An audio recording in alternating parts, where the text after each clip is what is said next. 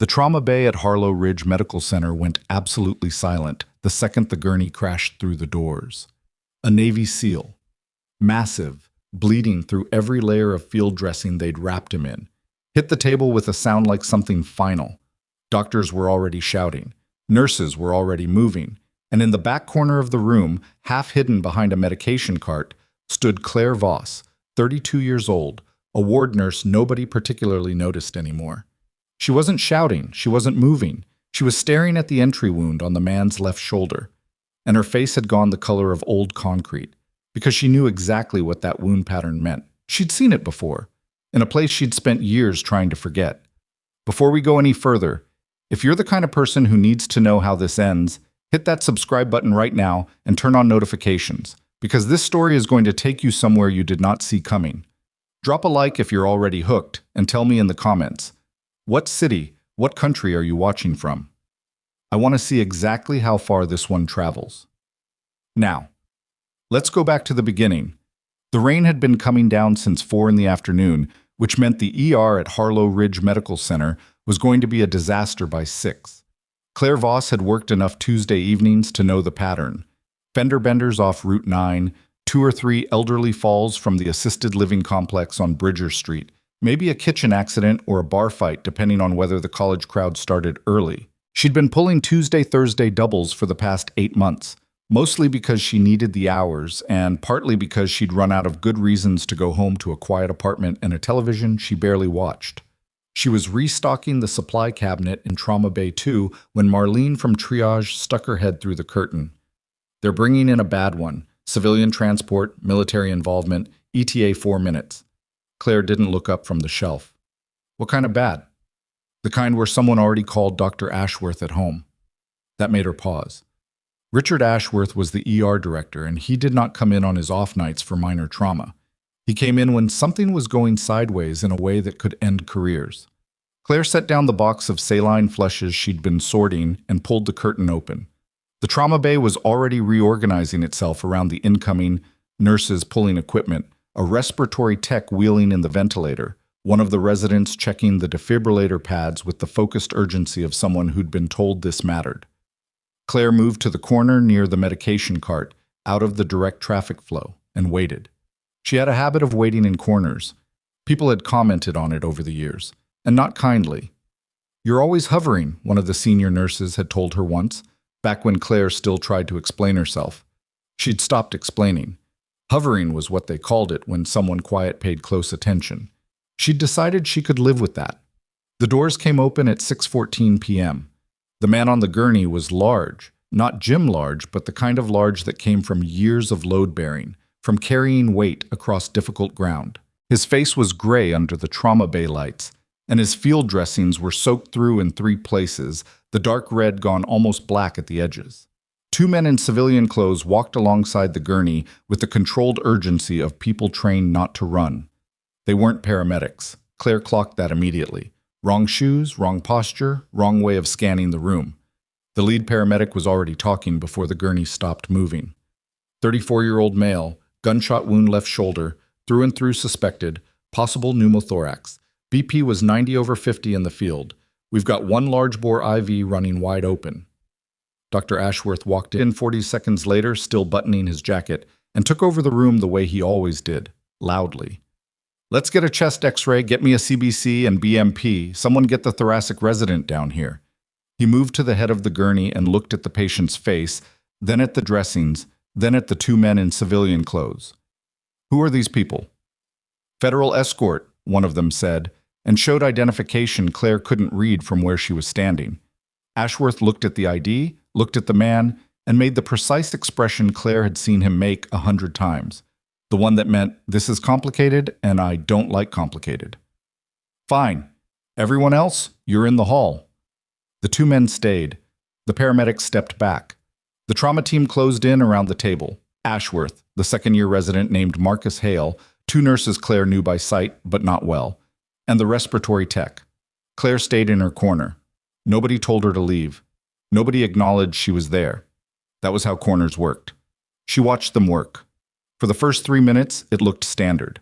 Ashworth was a competent trauma physician. He'd been doing this for 20 years, and he moved through the primary survey efficiently, calling out findings, getting responses, directing the team. The chest X-ray came back fast and showed what they'd suspected. Left-sided pneumothorax, lung partially collapsed. Chest tube, left side, Ashworth said. Marcus, you're on. Let's go. Claire's eyes moved from the X-ray to the wound itself. The field dressing on the left shoulder had been partially removed for assessment, and she could see the entry point, high, medial, the angle slightly downward. She'd been looking at it since the gurney came through the door. Something about it had been sitting wrong in the back of her mind, nagging at her the way a sound in the walls nags at you at 3 in the morning. She looked at the entry wound. She looked at the X-ray. She looked at the patient's position on the table. There it is. The tube was going in the wrong position, not wrong by much, wrong by enough. The wound track. Given the angle of entry, the patient's likely position when he was hit, the pneumothorax wasn't where the X-ray made it look like it was. The X-ray had been taken supine, standard procedure, but the injury itself had almost certainly occurred with the man at an angle, load-bearing on his left side. The air pocket would have shifted. If they placed the tube based purely on the X-ray without accounting for that, they were going to miss the worst of it. She knew this because she'd seen it happen before. Not in this hospital, not in any hospital. She said, from the corner, the tube placement needs to adjust for field position. The room didn't exactly stop, but it paused in that particular way that happened when someone spoke from a place in the room where no one expected speech. Ashworth turned his head. He looked at her. He took a second that was just slightly too long, the way people looked at things they didn't consider worth looking at. Voss, he said, why are you still in this room? I was restocking when... This is a trauma activation. If you're not assigned to this bay, you're in the hall. Claire held her position. The entry wound angle suggests the pneumothorax is posterior superior. The supine X-ray is... I have been doing this for 2 decades. His voice wasn't raised. It didn't need to be. Marcus. Tube. She could feel the resident's eyes flick toward her for just a moment. A half-second of uncertainty maybe, or maybe she imagined it. Then he looked back at the patient and reached for the equipment. Claire took a breath. She looked at the 2 federal men standing against the wall. They were watching her with expressions she couldn't entirely read. She looked at the patient, at the gray face, at the shallow breathing, at the fingers that were slightly more cyanotic than they'd been 2 minutes ago.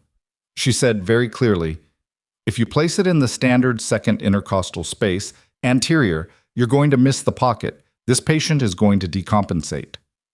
Get her out of here, Ashworth said to no one in particular. One of the other nurses, Kelly, a woman with 10 years on Claire in seniority and a long memory for slights real and imagined, put a hand on Claire's arm. Come on, you're done in here. Claire let herself be moved. She'd learned over the years that the difference between a quiet exit and a scene was about 40% self-control and 60% knowing which fights you could actually win in that room, at that moment. She went into the hallway. She stood outside the trauma bay doors with her hands loose at her sides and listened to the sounds coming through the gap. The controlled language of the team working, the beeping of monitors, Ashworth's voice directing, sharp and certain. 4 minutes later, the tone of the room changed. She could hear it before the doors opened. The monitor alarm went first, the one that meant the oxygen saturation was dropping. Then voices went up a register, that shift in urgency that happened when something wasn't working the way it was supposed to. The doors pushed open and Kelly came out moving fast. Get me a second setup. The placement's not... She stopped when she saw Claire. Claire said nothing. Kelly said without quite meeting her eyes, He wants you back in. The room was controlled chaos when she walked back through. Ashworth was standing back from the patient, jaw tight, watching the monitors. The resident was pale. The patient's oxygen saturation read 84% and was trending down. What do you see? Ashworth said to her. Not a question, a command, which was a different thing. Claire moved to the bedside. She looked at the chest tube placement, looked at the X-ray still up on the screen, looked at the wound. You need a posterior approach, she said. 6th or 7th intercostal mid-scapular line. The air pocket is behind the lung, not anterior. The standard placement cleared some of it, but not the worst of it. How do you know that? The wound track. It was in a load-bearing posture when he was hit, probably crouched or prone with weight forward. The trajectory would push air posterior. It's a field injury pattern. Silence. Then, you're saying you've seen this before? Yes. In this hospital. She held his eyes. No. The room was very quiet except for the monitors. The saturation ticked to 83%. Ashworth made a decision. Claire watched it happen on his face, the visible cost of it, the specific indignity of a man who did not lose arguments choosing to prioritize the patient over the argument. Talk Marcus through it, he said. His hands. It took 11 minutes.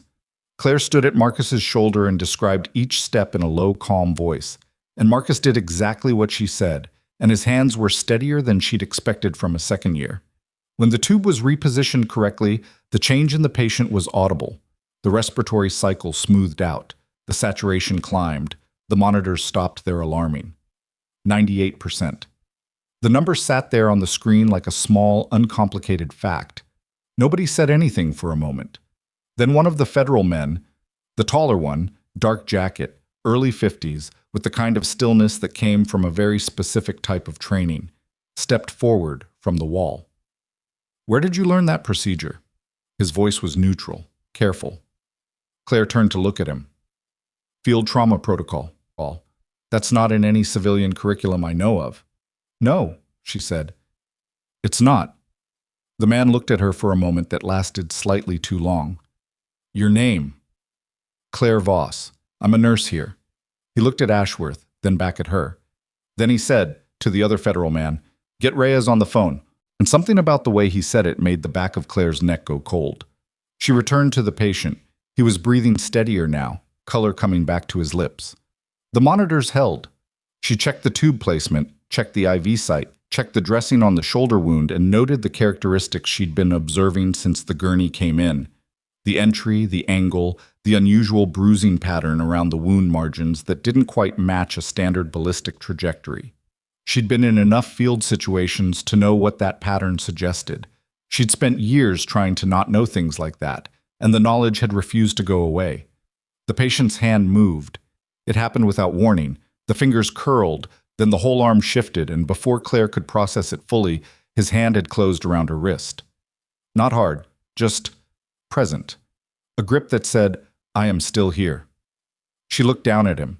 His eyes were partly open, glassy, pain-fogged, but tracking. Looking at her. His lips moved. She leaned in. He said 3 words. Barely a sound, just breath shaped into syllables. Claire went very still. Those 3 words were an internal designation, a call sign used for a specific category of forward medical operation, the kind that didn't appear in any public record, the kind that only existed in classified after-action reports, and the memory of people who had been in places that officially didn't happen. The only people who knew that call sign were people who had been there. She straightened up slowly. The taller federal man was watching her face. Whatever he saw on it made him take 2 steps toward her. Ms. Voss. She looked at him. Her wrist was still warm where the patient's hand had been. We need to talk about what you just heard, he said. Claire turned to face him fully. I think, she said carefully, that you need to tell me who you actually are. The man reached into his jacket and produced an identification wallet that was not the same one he'd shown Ashworth. The seal on it was not federal civilian. Claire looked at the seal. She looked at the name below it. She looked back at his face. And a door she had shut very deliberately 8 years ago, in a different country, on the worst night of her professional life, cracked open just slightly in the back of her mind. The monitors continued their steady reporting. The patient breathed.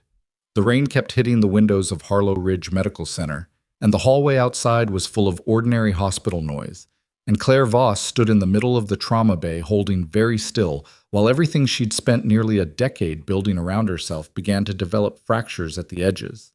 She had told herself she was done with all of it. She had told herself it was over. She had told herself that a small life in a quiet ER, restocking shelves and getting talked over by doctors, was enough. She had been wrong about a lot of things over the years. She was beginning to think this had been one of them. The identification said NCIS, Special Agent Daniel Farrow, Naval Criminal Investigative Service, and the second man, shorter, broader, with close-cropped gray at his temples, was introduced as Agent Solis without further explanation. Claire looked at the badge long enough to read it properly. Then she handed it back. "You're not here about the shooting," she said. Farrow put the wallet away. "We're here about the patient." "That's not what I mean." He looked at her steadily. "No, it's not." They moved the conversation to a family consultation room down the hall. Beige walls, 4 chairs, a box of tissues on the side table that was always there and never quite full. Claire sat. Farrow sat across from her. Solis stayed near the door, which she noted. "The call sign he used," Farrow said. "You recognized it." "I heard him say something. I don't know what I recognized." "Ms. Voss? I want to know the patient's status first." Farrow paused. "He's stable, for now. Your intervention—" He stopped, chose different words. "The repositioning bought him time." "What's his name?" "That I can't give you." "Then we're not talking about call signs." Solis shifted his weight against the door. Farrow leaned forward with his forearms on his knees, and Claire had the impression of a man who had done a lot of these conversations and was recalibrating which version of it to use on her. "The designation he used," Farrow said carefully, "refers to a forward medical extraction unit that operated in a classified theater between 2013 and 2016. The unit was officially dissolved. Its records are sealed under a joint DoD Naval Special Warfare Directive." He paused. "The only people who know that call sign are people who were attached to the unit." Claire said nothing. "We pulled your employment history when the transport called ahead," he said. "Harlow Ridge, 8 years. Before that, nothing. No prior hospital employment, no listed military service, no academic credentials we could immediately trace. My credentials are on file with the state licensing board." "They are. Filed under a name that doesn't appear in any military personnel database." Claire looked at the tissue box. Someone had printed a pattern of small flowers on it, pale yellow, the kind of detail that was supposed to make difficult rooms feel less difficult, and never quite managed it. "People change their names," she said. "They do," Farrow agreed. "Sometimes for personal reasons, sometimes after they leave a classified program under circumstances that required a degree of administrative separation." She looked back at him. "What do you actually want from me tonight?" "Right now?" "Nothing except confirmation that you're who I think you are. Because if you are, then the man in that trauma bay has a connection to your service history that is relevant to an active investigation." Claire sat with that for a moment. The fluorescent light above them had a faint flicker that probably drove the people who used this room regularly quietly insane. She hadn't noticed it before tonight. "His injuries," she said finally. "The wound pattern. The bruising around the entry site." "What about it?" "It's not consistent with standard ballistic trauma from distance. The bruising suggests contact range, or very close." She watched Farrow's face. "That's not enemy fire." The silence that followed was its own kind of confirmation.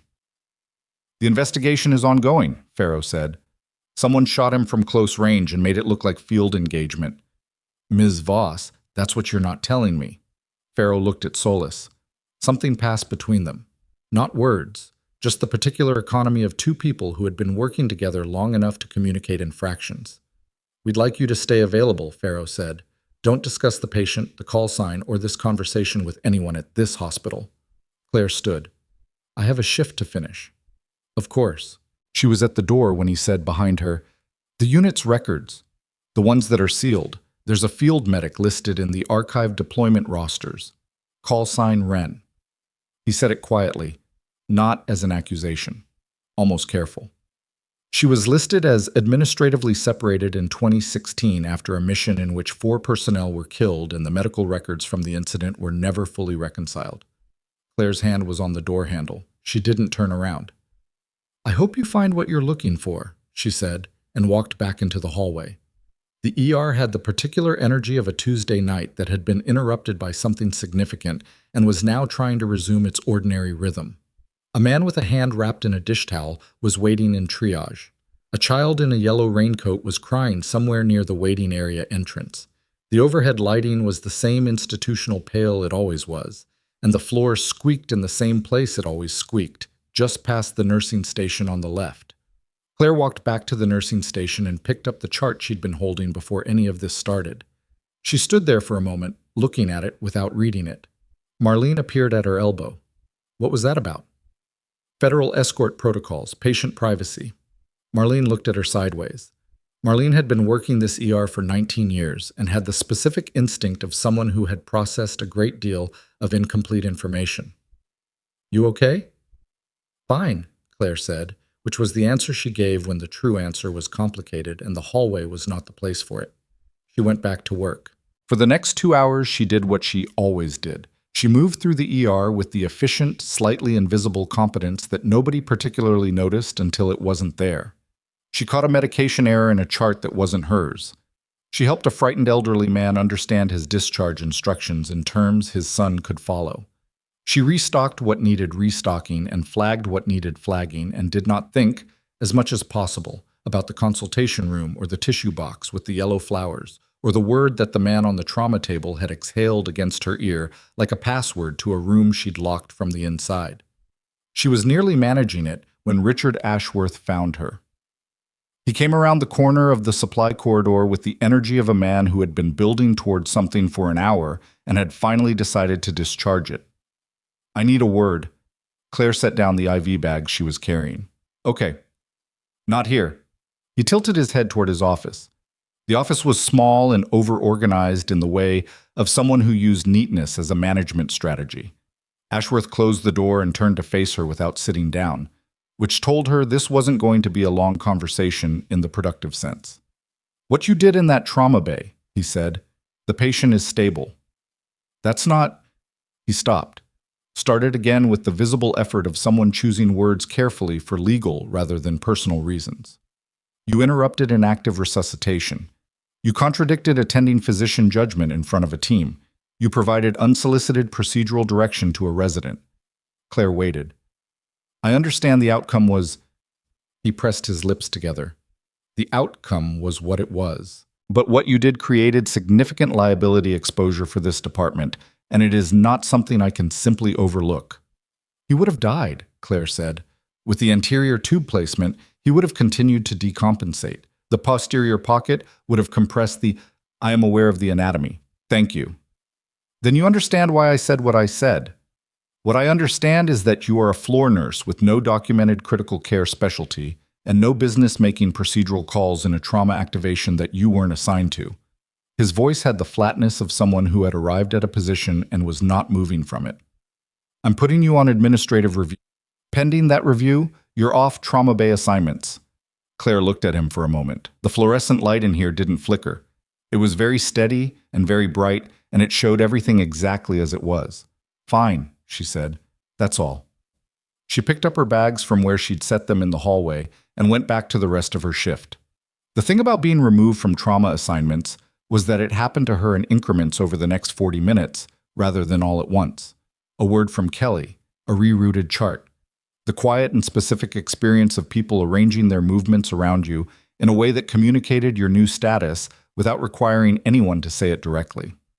Claire had grown up with enough institutional politics to recognize exclusion when it was being performed as process.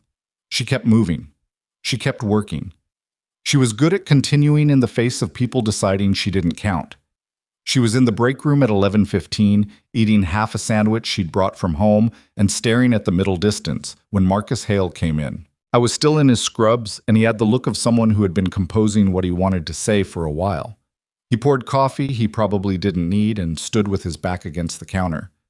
You were right, he said, about the placement. I know. He looked at his coffee. I wanted to say it, since nobody else is going to. Claire looked at him. He was young, mid-20s, the specific kind of tired that came from residency and hadn't yet calcified into the other kind. His hands were steadier than she'd expected tonight, and shakier than they looked right now. You did well, she said. When it mattered, you listened and you did the work right. Ashworth's putting you on review. Yes. Because you saved the patient. Because I went around the chain of command. Those are different problems even when they produce the same outcome. He frowned. That doesn't make sense. Welcome to hospital administration, she said, and finished the sandwich. He left without saying anything else, which was fine. She wasn't looking for an ally. She was looking for her keys, which had migrated to the bottom of her bag at some point in the evening, and 37 quiet minutes before her shift technically ended. She didn't get them. At 11:40, Marlene appeared in the break room doorway with an expression that was trying to be neutral and not quite getting there. There are people asking for you at the main desk. Military. Claire set down her bag. Not the two from earlier, Marlene added. Different ones. There's a... She checked a note she'd written on her palm, which was a Marlene habit that Claire had always found oddly endearing. A Commander Vasquez, and two others. The corridor outside the trauma bay had more people in it than the middle of the night warranted. Two of them wore naval uniforms, the real kind, service dress, which was not what you wore to a hospital unless you were making a point about authority. The third was in civilian clothes, older, 60s perhaps, with the posture of someone who had worn a uniform for so long that the clothes didn't matter. Pharaoh was there too, back from wherever he'd been, standing slightly apart with Solis. Commander Vasquez was a woman in her mid-40s, compact and precise, with a face that processed everything without showing much of what it found. She looked at Claire when Claire came down the corridor and said simply, "Ms. Voss, thank you for coming." "I was already here," Claire said. "Yes." Something moved in Vasquez's expression, not quite a smile. "We'd like to update you on the patient's condition and discuss some developments. I was told I'm off trauma bay assignments. That's a hospital matter. This is a federal matter. The two don't interact tonight." Ashworth was there too, Claire noticed, hovering near the periphery of the group with the particular tension of a man who had been informed recently that his authority had limits he hadn't previously appreciated. He caught her eye and looked away. They went back into the trauma bay. The patient was still there. They hadn't moved him yet, which apparently Vasquez had arranged. He was more stable now, sedated, the monitors reporting steadily, and in the better light Claire could see his face more clearly than she had during the initial chaos. He was younger than she'd thought. 34, the paramedic had said, but he looked younger in sleep, or in sedation, which was something like sleep, except nothing like it. Vasquez stood at the foot of the bed and spoke quietly. His name is Petty Officer First Class Garrett Musa. He was recovered approximately 14 hours ago from a location I can't disclose, by a team I also can't name. His injuries were inconsistent with enemy engagement. "Friendly fire?" Claire said. "Deliberately inflicted, staged to look like field injury." Vasquez looked at her. "We believe Petty Officer Musa was targeted because of what he knew about an operation conducted approximately 8 years ago, an operation with a classified medical component." The room was very quiet. Claire looked at Garrett Musa's face. She thought about a word whispered in a trauma bay in the middle of a rainstorm.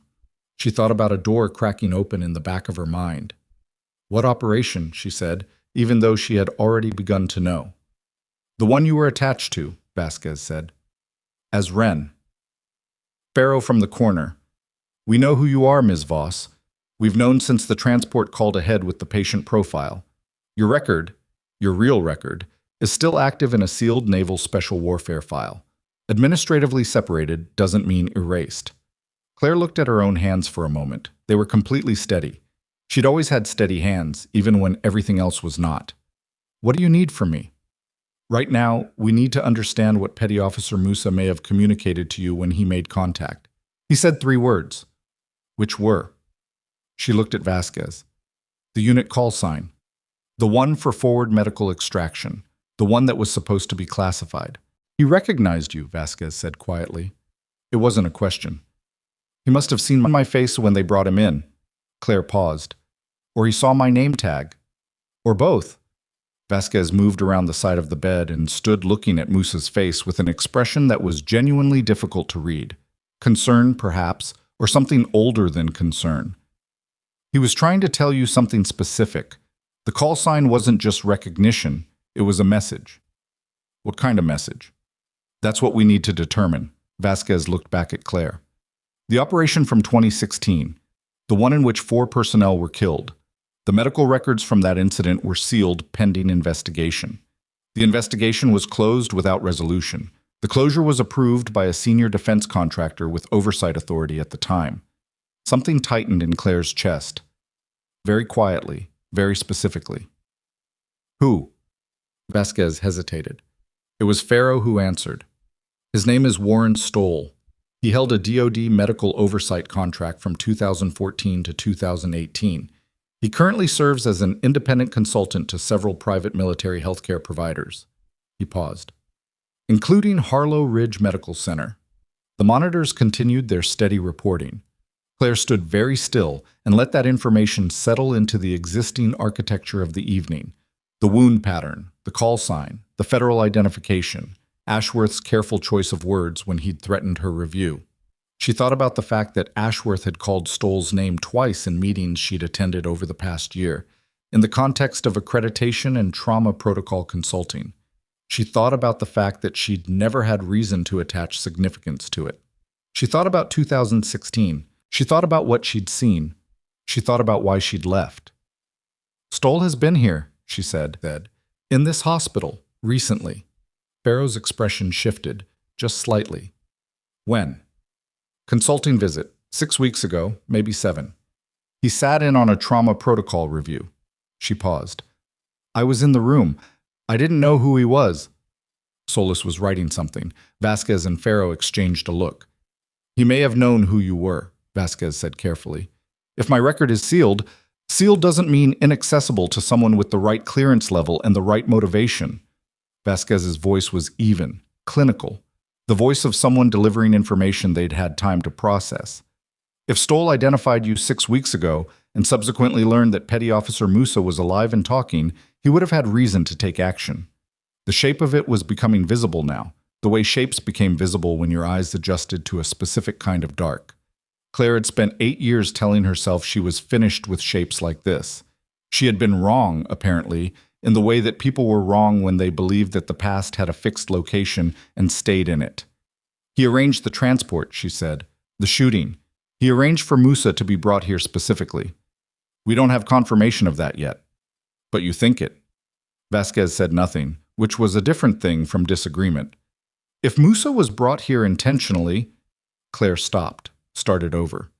If Stoll knew I was here and arranged for an injured man who knew my call sign to be transported to this specific hospital, then he either wanted Musa to die here with the injuries staged to look like field trauma, or he wanted...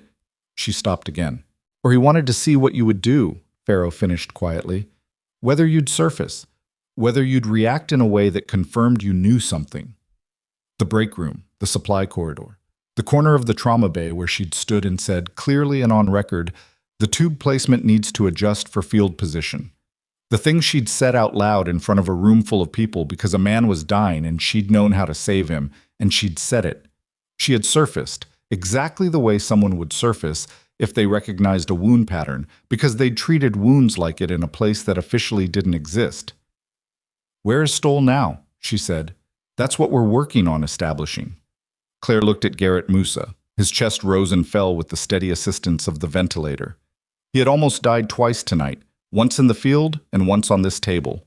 And he was 34 years old, and he had recognized her face or her name in a trauma bay while bleeding out and used his last available energy to say 3 words that were either a message or a warning or both. She thought about what it cost to do that. She had spent 8 years not doing anything that cost her anything beyond the ordinary difficulties of a small, quiet life. She had been good at it. She'd told herself, at peace with it. The fluorescent light above Garrett Musa's bed was steady and bright and showed everything exactly as it was. I need to see the original mission records, she said. The ones from 2016. Those are sealed. I know what I saw that night, Claire said. I know what the medical records should contain. If someone altered them, if timestamps were changed, if cause of death was misreported, I will know exactly where the alterations are because I wrote the original documentation. She looked at Vasquez.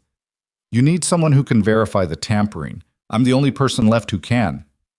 Vasquez was quiet for a moment, the kind of quiet that was actually calculation. I need authorization for that level of access, she said finally. Then get it. Another silence. Then Vasquez nodded. One small, precise movement. Claire turned back to the patient. She checked the IV line, checked the chest tube drainage, checked the monitor leads the way she had checked 1,000 patients over 8 years in a hospital where nobody knew what she'd been before she arrived. Behind her, the door to the trauma bay opened.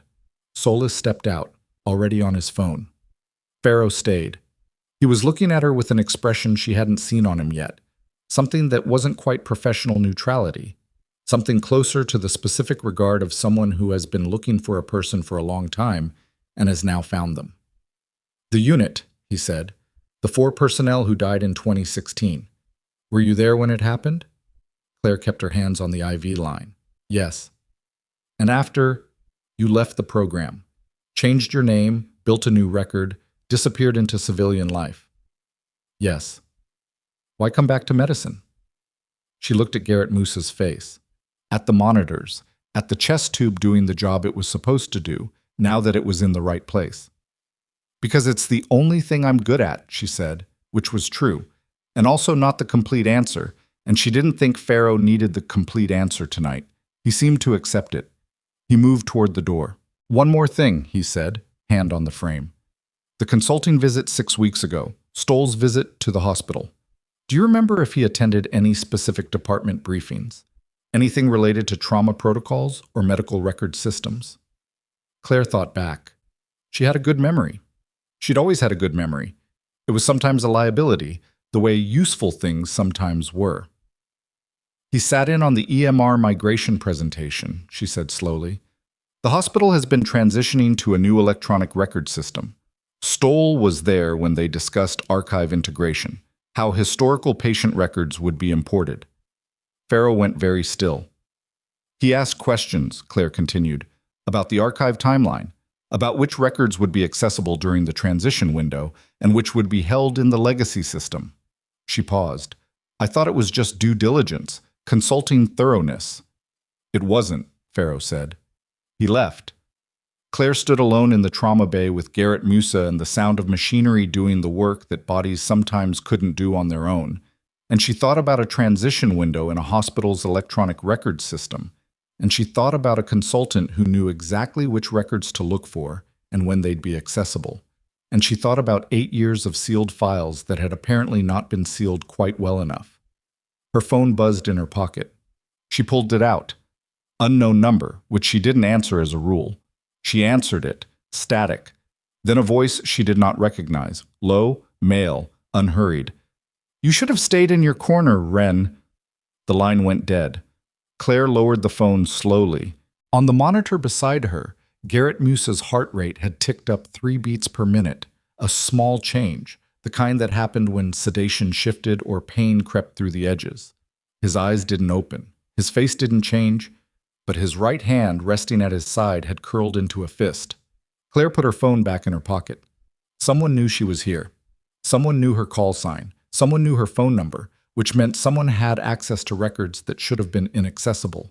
Or someone inside this hospital had given them information that should have been private. And she was standing in a room with only one door and a man who might be the only other living person who understood what had happened 8 years ago on a night that officially didn't exist. She moved to the door and looked out into the corridor. Pharaoh and Solis were gone. Vasquez was at the far end of the hall, speaking quietly into a phone. The 2 uniformed naval officers were by the nursing station. Ashworth was nowhere visible. Claire looked back at Garrett Moose. She looked at the door. She thought about corners and about what happened when corners stopped being safe. Then she walked out into the corridor and toward Vasquez because there was nowhere left to disappear to, and because the man in the trauma bay had spent his last available breath saying her name, and she was not, whatever else she was, the kind of person who walked away from that. Vasquez was still on the phone when Claire reached her, but she looked up immediately. The look of someone who had been watching the door of that trauma bay from 40 feet away while pretending to look elsewhere. Claire said quietly, "Someone just called my personal cell. Unknown number, male voice. He said, 'You should have stayed in your corner, Wren.'" Vasquez ended her call without saying goodbye. "When?" 90 seconds ago. "Did you recognize the voice?" "No." Vasquez turned and looked down the corridor both ways with the particular economy of someone running calculations. Then she put 2 fingers to her earpiece, Claire hadn't noticed the earpiece until now, and said, "We have a security event, possible internal compromise. Lock the patient's room and I want eyes on every exit from this floor." She looked back at Claire. "Your phone, can I have it?" Claire handed it over without argument. Vasquez passed it to Solis, who appeared from a side corridor with the timing that suggested he'd been closer than visible the entire evening. He bagged it without touching the screen. We'll pull the incoming trace, he said. It'll take a few hours. We don't have a few hours, Claire said. No, Vasquez agreed. We probably don't. What happened in the next 20 minutes happened in the way that things happened when institutional authority arrived in force and rearranged the furniture of a situation that had been developing on its own logic. 2 additional NCIS agents appeared on the floor. A naval officer Claire hadn't seen before took up a position outside Musa's trauma bay door. The nursing station was quietly asked to reroute non-critical patients to the second ER bay, and the request was phrased politely and was not actually a request. Ashworth materialized at the edge of all this with the expression of a man watching his hospital be reorganized around him and understanding for the first time that the reorganization did not require his permission. He found Claire standing near the nursing station and came to her with his voice lowered and his composure doing more work than usual to hold its shape. What exactly is happening? He said. Federal investigation. Active patient. I understand that. I'm asking what you know about it. Claire looked at him steadily. You should talk to Commander Vasquez. I'm talking to you. Dr. Ashworth. She kept her voice even and not unkind, because she had no interest in cruelty and because the man was genuinely frightened, which was reasonable given the evening. Whatever you think you know about tonight, it's more complicated than that. Talk to Vasquez. He held her gaze for a moment. Something moved in his face, not quite apology, not quite acknowledgement, something in that general direction. Then he walked toward Vasquez, and Claire let herself exhale a breath she'd been holding since roughly 11:40.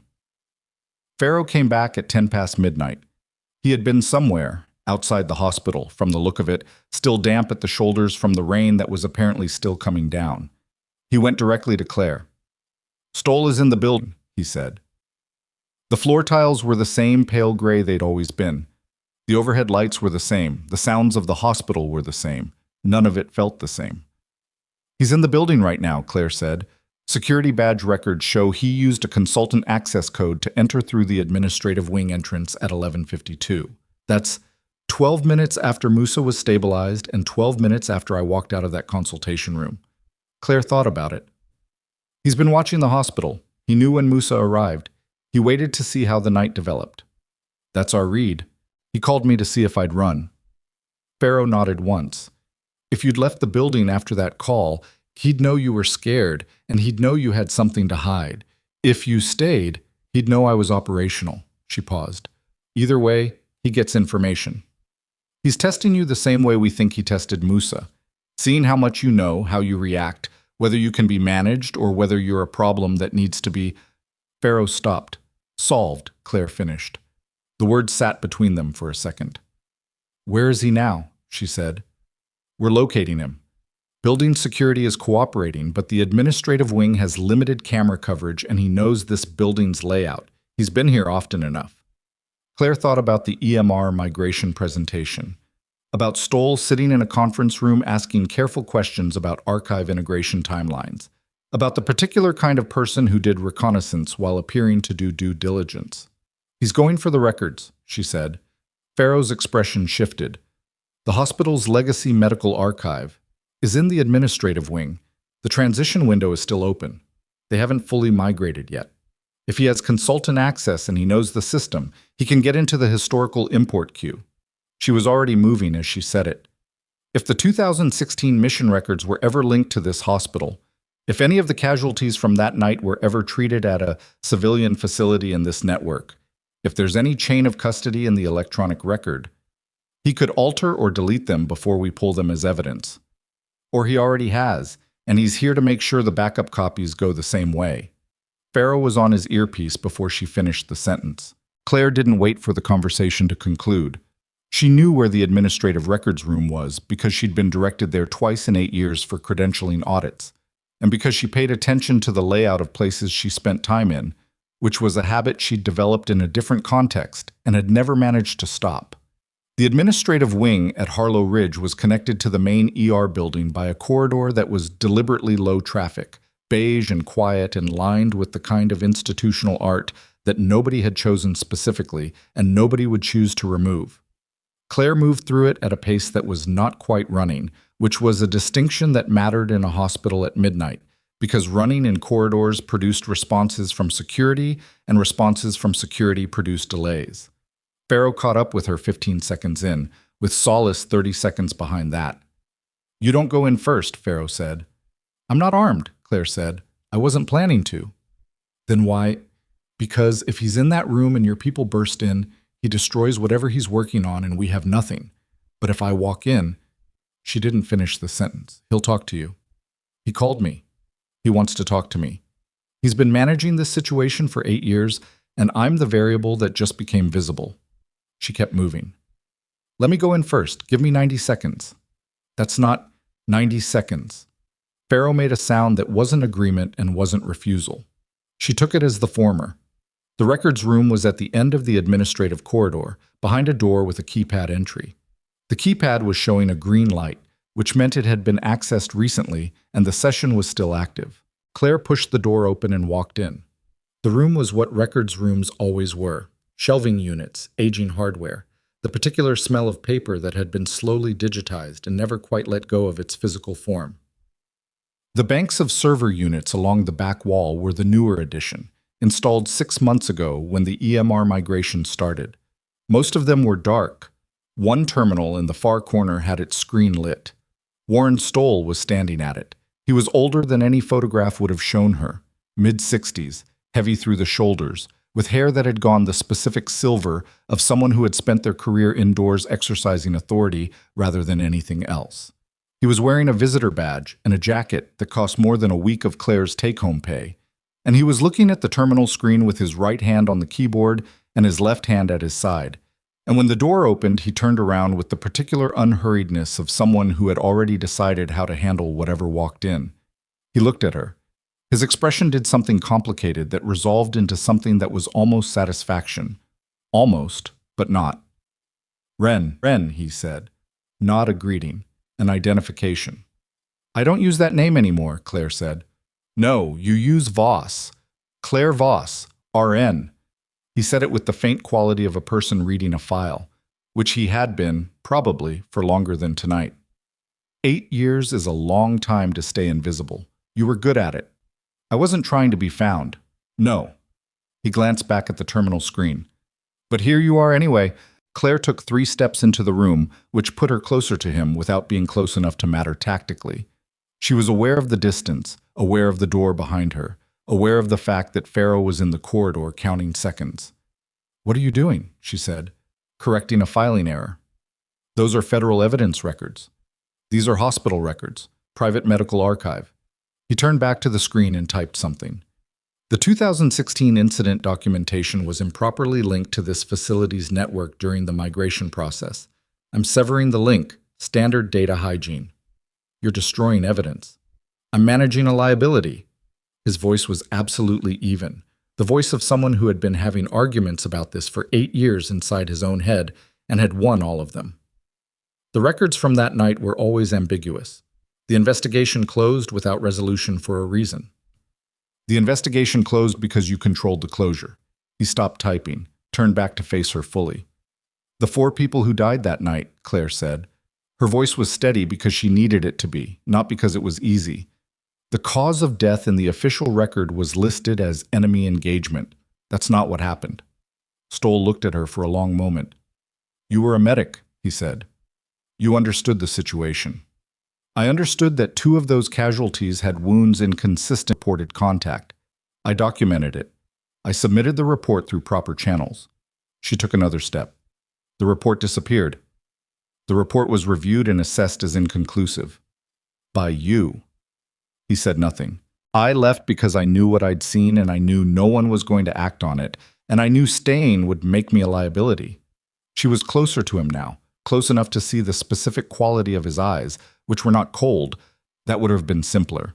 They were the eyes of someone who had told himself a particular story long enough to believe it. "Garrett Musa was there that night. He saw what I saw. And when he surfaced, you arranged for him to be shot and transported to a hospital where you knew I'd been working, either to kill him in a place where the records would eventually run through your access, or to flush me out, or both." Stoll tilted his head slightly. "You're describing a conspiracy." "I'm describing what happened." "What you think happened," he said. based on 8-year-old memories from a trauma environment. That's not evidence. That's not even testimony in any meaningful legal sense. He turned back to the terminal. Go back to your ward, Ms. Voss. You're a nurse here. That's all you are tonight. And there it was. The specific reduction, the same sentence in different clothing, the version of you're a nurse, not a commander that men like Stoll had always used to manage the things they couldn't control by other means. Claire had heard versions of it her entire professional life, and it had worked. And she had let it work because the alternative had costs she hadn't been willing to pay. She thought about Garrett Musa saying 3 words with blood in his lungs. She thought about Marcus Hale's hands, steadier than they looked. She thought about 8 years of supply corridors and medication carts and corners where she stood and said true things that people chose not to hear. Step away from the terminal, she said. Stoll looked at her over his shoulder with something that might have been amusement if it had any warmth in it at all. Or what? The door opened behind her. Farrow came in first, then Solis, then 2 people Claire hadn't seen before, both in the civilian official composite that read as federal without requiring an explanation. Farrow had his identification out, and his voice was completely flat in the way that suggested the 90 seconds were up and the patience with them. Warren Stoll, step away from the terminal. Do not touch the keyboard. Stoll didn't move immediately.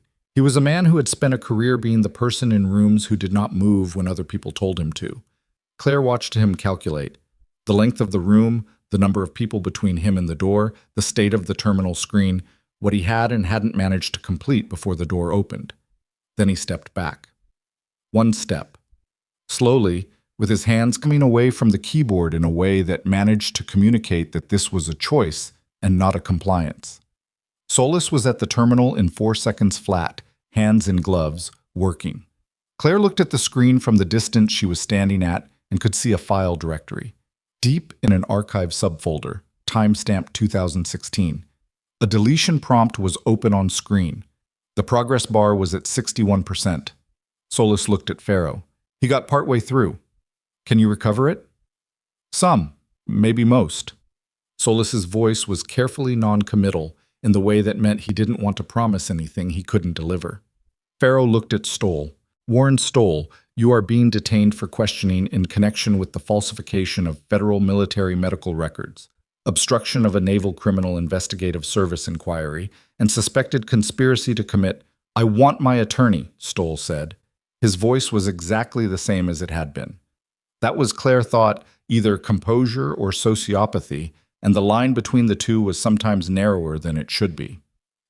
You'll have the opportunity to contact. I want my attorney before I take another step in any direction. He looked at Claire, and for just a moment the calculated evenness cracked. Not much, just a sliver, just enough to show what was underneath, which was not rage and not fear, but something older and more corrosive. The look of a person who had spent years being certain that certain things were managed, finding out they were not. You have no idea what you've opened, he said to her. The records you think are evidence, you have no idea what else is in there. Then I suppose we'll find out, Claire said. She stepped aside to let the agents move past her. She pressed her back against the shelving unit and watched them position Stoll near the door with the competent and joyless efficiency of people doing a job they'd done many times.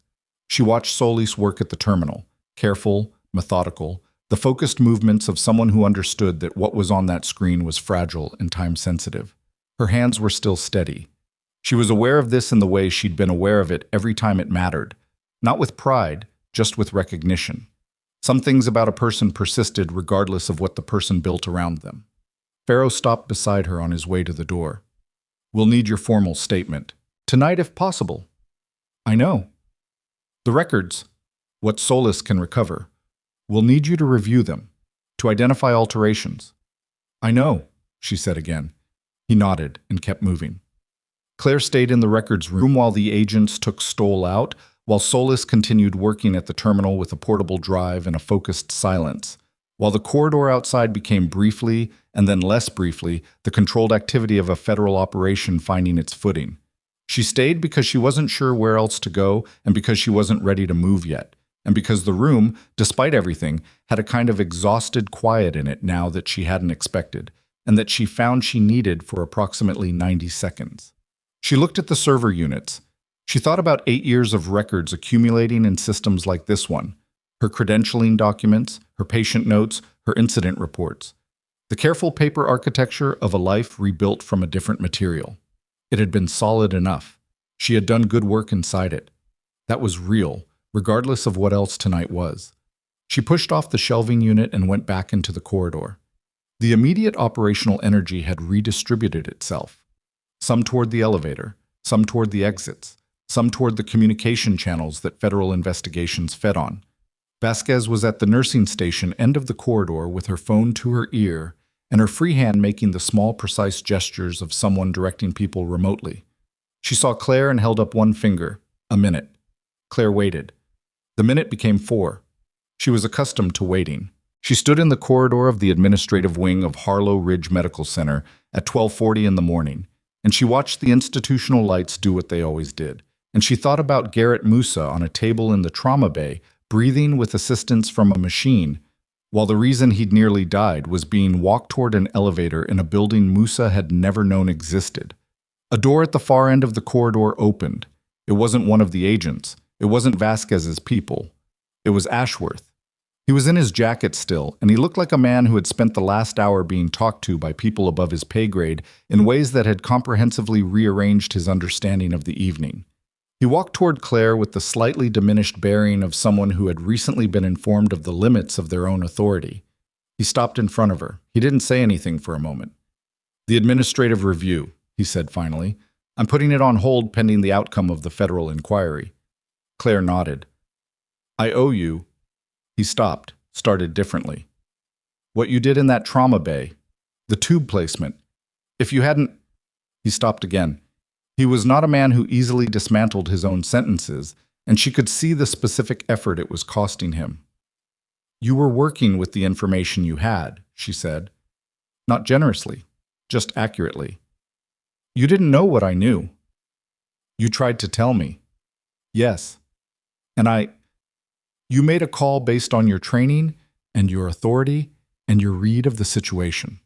She meant it to be neutralizing, and it was, and she also meant every word. So did I. Tonight worked out. He looked at her. He looked at the corridor. He looked at the activity that was still moving around them like water around two stones. "How long?" he said quietly. "How long have you been whatever you were before?" "I'm a nurse," Claire said. "That's not a cover. That's not a disguise. It's what I am." She paused. "It's also not all I am. But for 8 years, this hospital has gotten everything I know how to give, and that's still true tomorrow morning." Ashworth absorbed that. He nodded, just once, the nod of a man accepting terms he hadn't negotiated and finding he could live with them. Then he walked back the way he'd come. Vasquez appeared at her shoulder. "Stoll is in custody, building secure. We have a forensics team pulling the terminal contents. Solis thinks 60 to 70% of the deleted files are recoverable, possibly more depending on the overwrite protocol." "What about the rest?" "We have your documentation, and we have Musa." She paused. "When he's stable enough to give a statement, his account plus yours, against the recoverable records, that's a case." "How long until he can be moved to a secure facility?" 48 to 72 hours minimum. The chest tube has to stay placed. He needs monitoring, and moving him too early." "Would undo what we did tonight," Claire said. "Yes." "Then he stays here." She looked down the corridor toward the trauma bay. "Under whatever security protocols you need." Vasquez was quiet for a moment. "I want to ask you something." Claire waited. "In 2016, the mission, the 4 personnel who died." She kept her voice even and professional, but there was something underneath it. Not sentimentality, something more functional than that. You documented inconsistent wounds. You submitted a report, and then you disappeared. She paused. "Why didn't you push harder before you left? You clearly had the knowledge. You had the documentation." Claire thought about it. She thought about being 24 years old in a debrief room with a man who had oversight authority and a very specific kind of smile. She thought about the report she'd filed and the silence that came back, and the second report, and the different kind of silence that came back from that, and the moment she understood what kind of silence it was. "I was 24, she said, "and I was very good at medicine and not particularly good at institutional warfare. And when I understood that the people who should have investigated were the people who needed to be investigated, I made the decision to leave rather than disappear in a different way. Vasquez held her gaze. You think they would have... I think people like Stoll manage problems, Claire said. I was a problem. I made a calculation about what form the management would take, and I made myself hard to find. She paused. I was probably right about the threat. I was wrong to think distance solved it. It bought 8 years? Garrett Musa didn't get 8 years. The corridor was quiet for a moment. Somewhere at the far end, an elevator opened and closed. There's something you need to know, Vasquez said. Her voice had shifted. A small shift, but Claire had been reading small shifts in people's voices for a long time. The recoverable files. Solis flagged something in the first pass. Claire looked at her. The mission records, they were altered, the way you described. Timestamps changed, cause of death misreported. Vasquez paused. But there's a second file set. One Stoll didn't reach before we got there. It's a compilation. Looks like it was assembled recently, maybe in the last 2 months. Assembled by who? We don't know yet, but it contains medical documentation from the 2016 mission, the original documentation. She held Claire's gaze. Documentation that matches the report you say you filed and were told didn't exist. Something shifted in Claire's chest. A specific and unexpected pressure, like a room repressurizing. She had spent 8 years telling herself the report was gone, that she had written it and it had been taken, and that was simply what had happened, and no amount of wanting it to be otherwise would make it otherwise. Someone kept it, she said. Looks that way. The metadata is consistent with the original submission date. Vasquez's voice was careful. We think whoever compiled that file was building a case, has been building it for a while, maybe since before Musa's injury. Musa built it, Claire said slowly. That's what he was doing. That's what Stoll found out about. Vasquez nodded. Claire thought about a 34-year-old man on a gurney, bleeding through every layer of field dressing, using the last available energy of a body that was failing to say 3 words to the one person who would understand them. She thought about how long he must have been carrying what he'd been carrying, and what it had cost him, and the specific shape of a person who keeps going after everyone else has decided the thing is finished. She thought about Stoll's face when he'd said, "You have no idea what else is in there." "What else is in the file?" she said. Vasquez's expression did something that was not quite hesitation, but was adjacent to it. "Names," she said. "Personnel names. People who were involved in the operation and in the subsequent cover-up. Some of them..." She stopped. "Some of them are still active," Claire said. Some of them are in positions of significant authority." Vasquez said it quietly. "The way you said things that were going to change the shape of the next several months. We're going to need to handle this very carefully. You're telling me to be patient. I'm telling you we need to do this in a way that holds."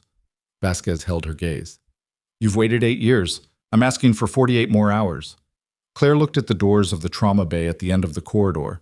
Through the window panel, she could see the naval officer posted outside. She could see, just barely, the edge of the monitor displaying Garrett Musa's vital signs, steady green lines, the quiet graph of a body that had decided to continue. 48 hours. She thought about everything that 48 hours contained, and everything it required, and the specific patience of someone who had been waiting not because they had given up, but because they understood that timing was not defeat. "Okay," she said. Vasquez nodded and moved away, back to her phone, back to the logistics of the operation that was now extending beyond this hospital's walls and into something significantly larger. Claire stood in the corridor for a moment by herself.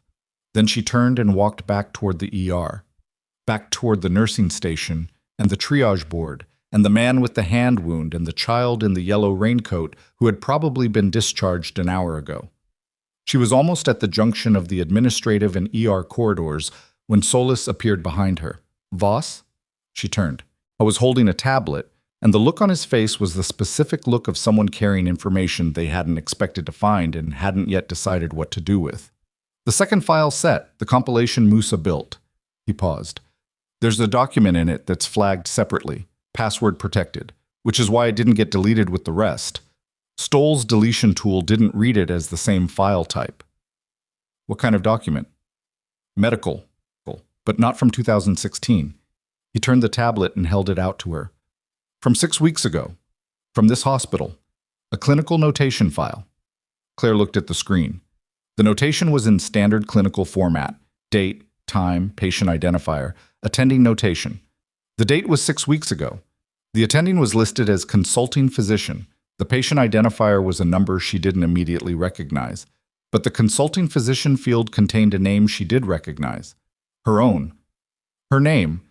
Her real name, the one from before, the one that appeared in the sealed naval personnel file, attached to a clinical visit she had not made, for a patient she did not know, documented in her hospital's own records 6 weeks ago during a consulting visit from Warren Stoll. He built a record, Claire said. The words came out flat, because flat was what happened when something confirmed your worst read of a situation. He built a medical record connecting my real identity to a clinical action in this hospital. If anything went wrong with Musa tonight, the record would show that a former covert military medic, using a false identity, had provided treatment. Solis's voice was steady and professional. It would shift the focus of any investigation to you. Claire lowered the tablet.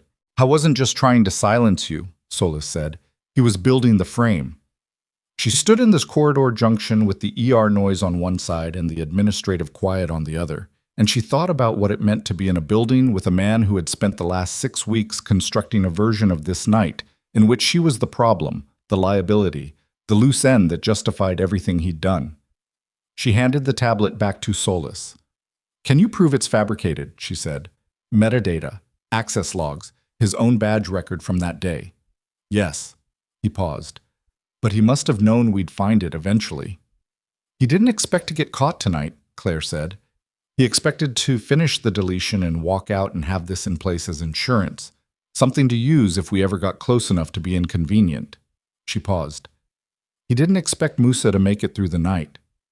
Solis looked at her for a moment with the particular expression of someone revising their assessment of a situation they thought they'd fully read. Then his phone went off, and he stepped back and answered it, and Claire was alone again in the junction. She turned back toward the ER. She had 3 hours left on her shift. There was a triage board, and there were patients, and there was work that needed doing, and she had always been the kind of person who did the work that needed doing, regardless of what else was true about the night. That hadn't changed. That, she thought, was probably not going to change.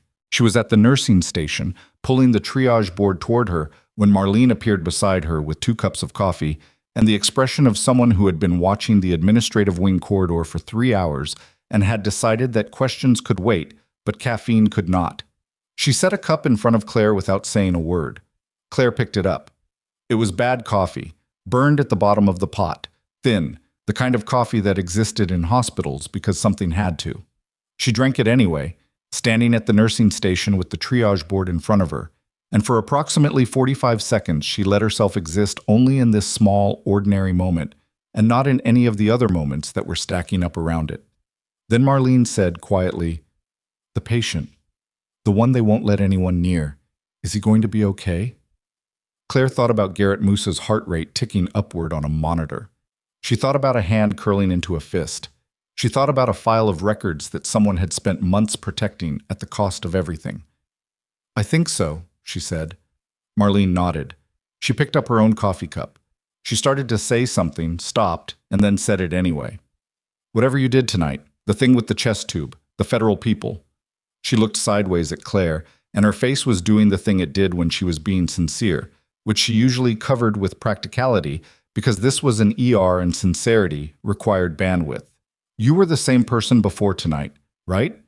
You've always been—" She stopped because she wasn't sure how to finish it. "Yes," Claire said. Marlene nodded again, satisfied, and went back to her work. Claire turned to the triage board. The board had 6 names on it, 6 ordinary Tuesday night situations that needed managing, and she was going to manage them. And in 48 hours, Vasquez's people were going to do what they were going to do, and somewhere in this hospital, Garrett Musa was breathing on a machine that was keeping him alive long enough to say everything he'd spent years trying to say.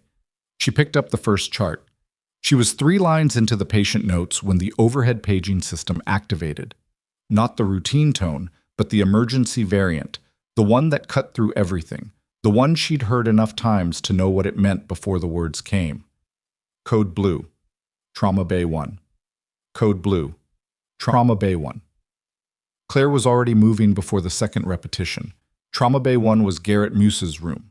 She hit the Trauma Bay doors at a run, which she never did, and the naval officer outside stepped aside without a word because her face told him everything he needed to know about whether this was negotiable.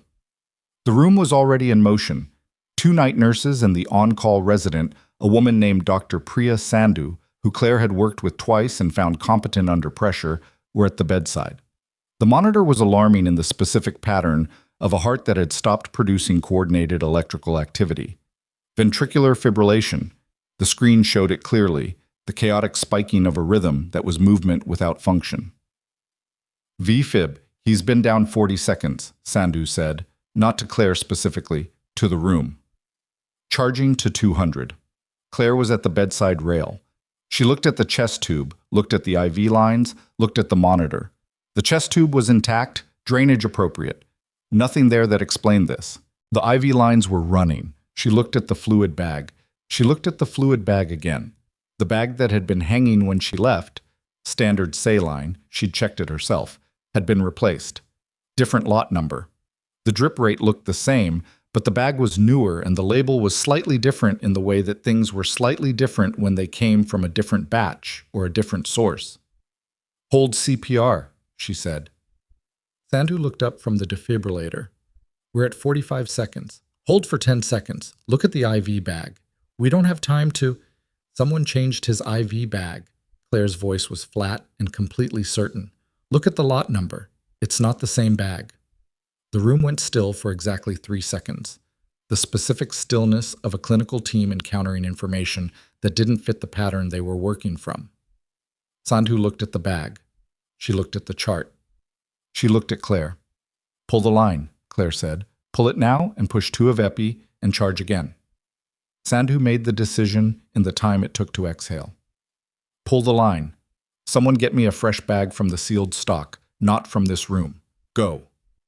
One of the nurses yanked the IV. The other was already moving toward the door. Sandhu was at the defibrillator and the charge tone was cycling, and Claire was at the head of the bed with her hands positioned for compression if the shock didn't hold. And the room had the terrible focused energy of people doing everything right and not knowing if right was going to be enough. The shock hit. The monitor flatlined for 1 second. The real flatline, the pause. And then a beat. Irregular. Then another. Then a third that looked better than the second. Everyone in the room was watching the screen. The rhythm organized itself over the course of 40 seconds. Not cleanly, but progressively. The way a heartbeat came back when it came back reluctantly, as if the body was making a decision rather than simply responding. By the time the nurse returned with the sealed saline bag, Garrett Musa's monitor was showing sinus rhythm at 94 beats per minute, and his oxygen saturation was climbing back through the low 80s towards somewhere survivable. Sandhu leaned on the bed rail with both hands and breathed. Someone tried to kill him, Claire said. She said it directly, without softening it. The bag was swapped. I don't know what was in it, but it was enough to throw him into VFib, and it was supposed to look like cardiac complications from his injuries. Sandhu looked at her. You're sure? I checked that bag an hour ago. I know what lot number it was. That is not the same bag. The naval officer had come through the door. Claire turned to him. Get Farrow. Get Vasquez. Get everyone back here right now, and I need this room treated as a crime scene from this moment forward. Nobody touches anything without authorization, and nobody who isn't already in this room enters it. He was on his radio before she finished the sentence. Claire turned back to the patient. Garrett Musa was breathing. The monitor was reporting. His color was still terrible, the gray-green of someone whose body had been through too much in too short a time. But he was breathing, and the rhythm was holding, and that was the operative fact. She stood at his bedside and looked at his face and thought about the IV bag and about the timing. Stoll had been taken into custody, the records room had been secured, and someone had still managed to get into this room and change a fluid bag on a monitored patient with a naval officer posted outside, which meant someone inside this hospital, which meant tonight was not as contained as it had felt 10 minutes ago. Farrow arrived in 4 minutes, which was faster than she'd expected, and the expression on his face when he came through the door told her he'd already been told enough to understand what had happened. He went to the IV bag first, didn't touch it, looked at it the way she'd looked at it, carefully, with the attention of someone cataloging rather than reacting. "Who has access to this room?" he said to the room in general. "Nursing staff, attending physicians, the officer outside," Sandhu said. "Standard restricted access because of the federal hold." Standard restricted access meaning the floor is supposed to be logged. Every entry. Sandhu's voice had the tight quality of someone who is angry and managing it. "Someone on this floor changed that bag." "Or someone who looked like they belonged here," Claire said. She thought about how hospitals worked, the specific invisibility of people in scrubs, the way purpose and confidence constituted most of what constituted authorization in a busy medical environment. She'd moved through this hospital for 8 years largely unseen. Other people could do the same. "Pull the corridor camera footage. Whoever came in here in the last 2 hours who doesn't belong to this department." Farrow was already directing someone to do exactly that. Vasquez arrived 6 minutes after Farrow, and behind her were 2 people Claire hadn't seen before. A man and a woman, both carrying the specific weight of authority that existed above the level Vasquez occupied. They didn't introduce themselves. They came into the room, assessed it, spoke to Farrow and Vasquez in low voices, and then one of them, the woman, who was probably 50 and moved like someone who hadn't stopped moving since she was 30, looked at Claire directly. "You identified the bag substitution," she said. "Yes." "How?" "I checked it before I left this room. Different lot number on the new one." The woman looked at Farrow. Something passed between them that was above Claire's clearance level, possibly literally. Then the woman said, "We need to secure this patient for transport." "He can't be moved," Claire said immediately. "Hemop pneumothorax, post-arrest. He needs—" "We understand the medical situation. With respect, I don't think you do. If you move him before he's stable, you'll do what someone just tried to do from inside this hospital. He will die." The woman held her gaze. She was the kind of person who was accustomed to being the one who held gazes. "How long?" "Minimum 12 hours, ideally 24. The chest tube has to stay placed and monitored. His cardiac function needs to stabilize post-arrest. Any transport before that is a significant risk." Define significant. "Greater than 50% chance of second cardiac event en route." Another exchange of looks between the woman and Farrow. Then, 12 hours. "We'll establish a complete security perimeter. No access to this room from any hospital personnel without direct authorization from Agent Farrow or myself. Your nursing staff will be vetted before entry." She looked at Claire. "That includes you." "Fine," Claire said. "We'll need your statement about the bag. Now, not later. After I'm satisfied he's stable." The woman looked like she wanted to push back on that. She didn't. She moved toward the door and Farrow followed and the room contracted back to its working core. Sandhu checking vitals, a nurse adjusting the new saline line, the monitor doing its steady reporting. Claire stayed. She stayed for the next 40 minutes, not because she was formally assigned, but because no one told her to leave, and because she had looked at this patient twice tonight and pulled him back twice, and she was not yet ready to walk away from the monitor and trust it to tell her everything it needed to tell her. Sandhu charted at the bedside and didn't comment on Claire's continued presence. There was an understanding between them now that hadn't existed before tonight. Not friendship exactly, more like the specific mutual regard of 2 people who had been in a difficult situation together and had each performed. At 2:15 a.m., Musa's heart rate had been stable for 30 minutes, and his saturation was holding at 96% without supplemental oxygen adjustment. Sandhu straightened up from the chart.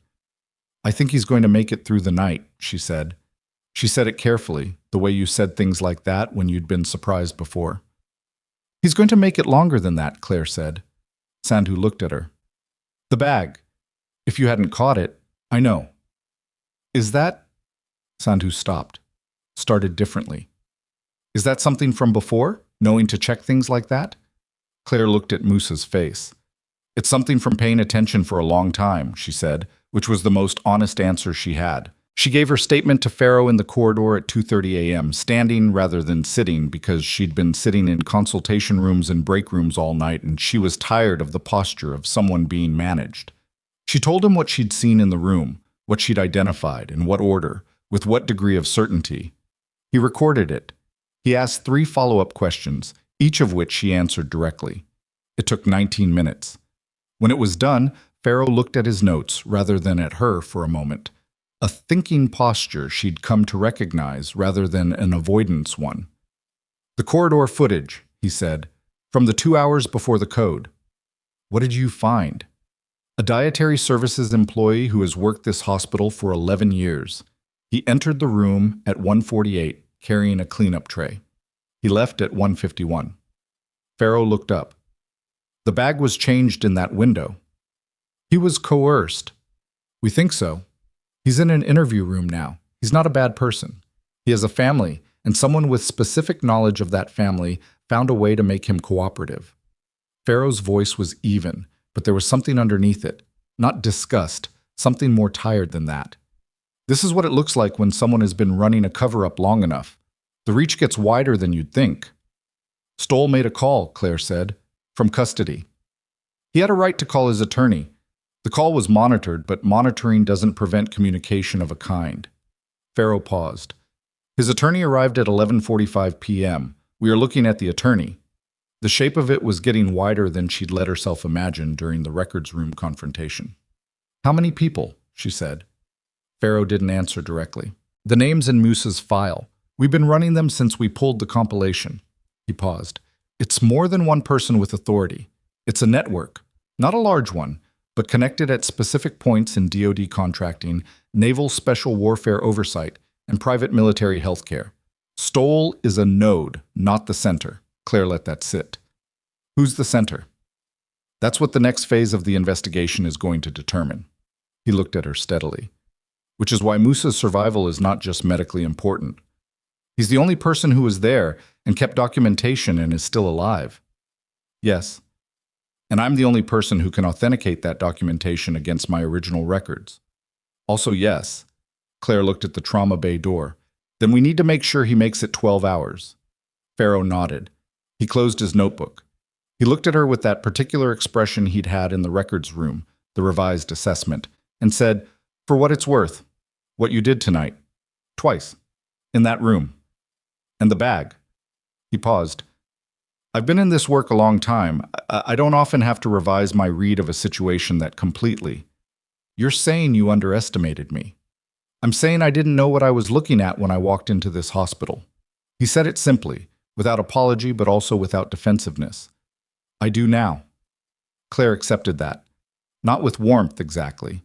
She was too tired for warmth, and it wasn't that kind of night. But she accepted it. She went back to work. The ER at 3 a.m. was the version of itself that existed only in the deep hours. Quieter, grainer, the particular texture of a place doing its most basic function with the minimum of personnel. 2 patients waiting in triage.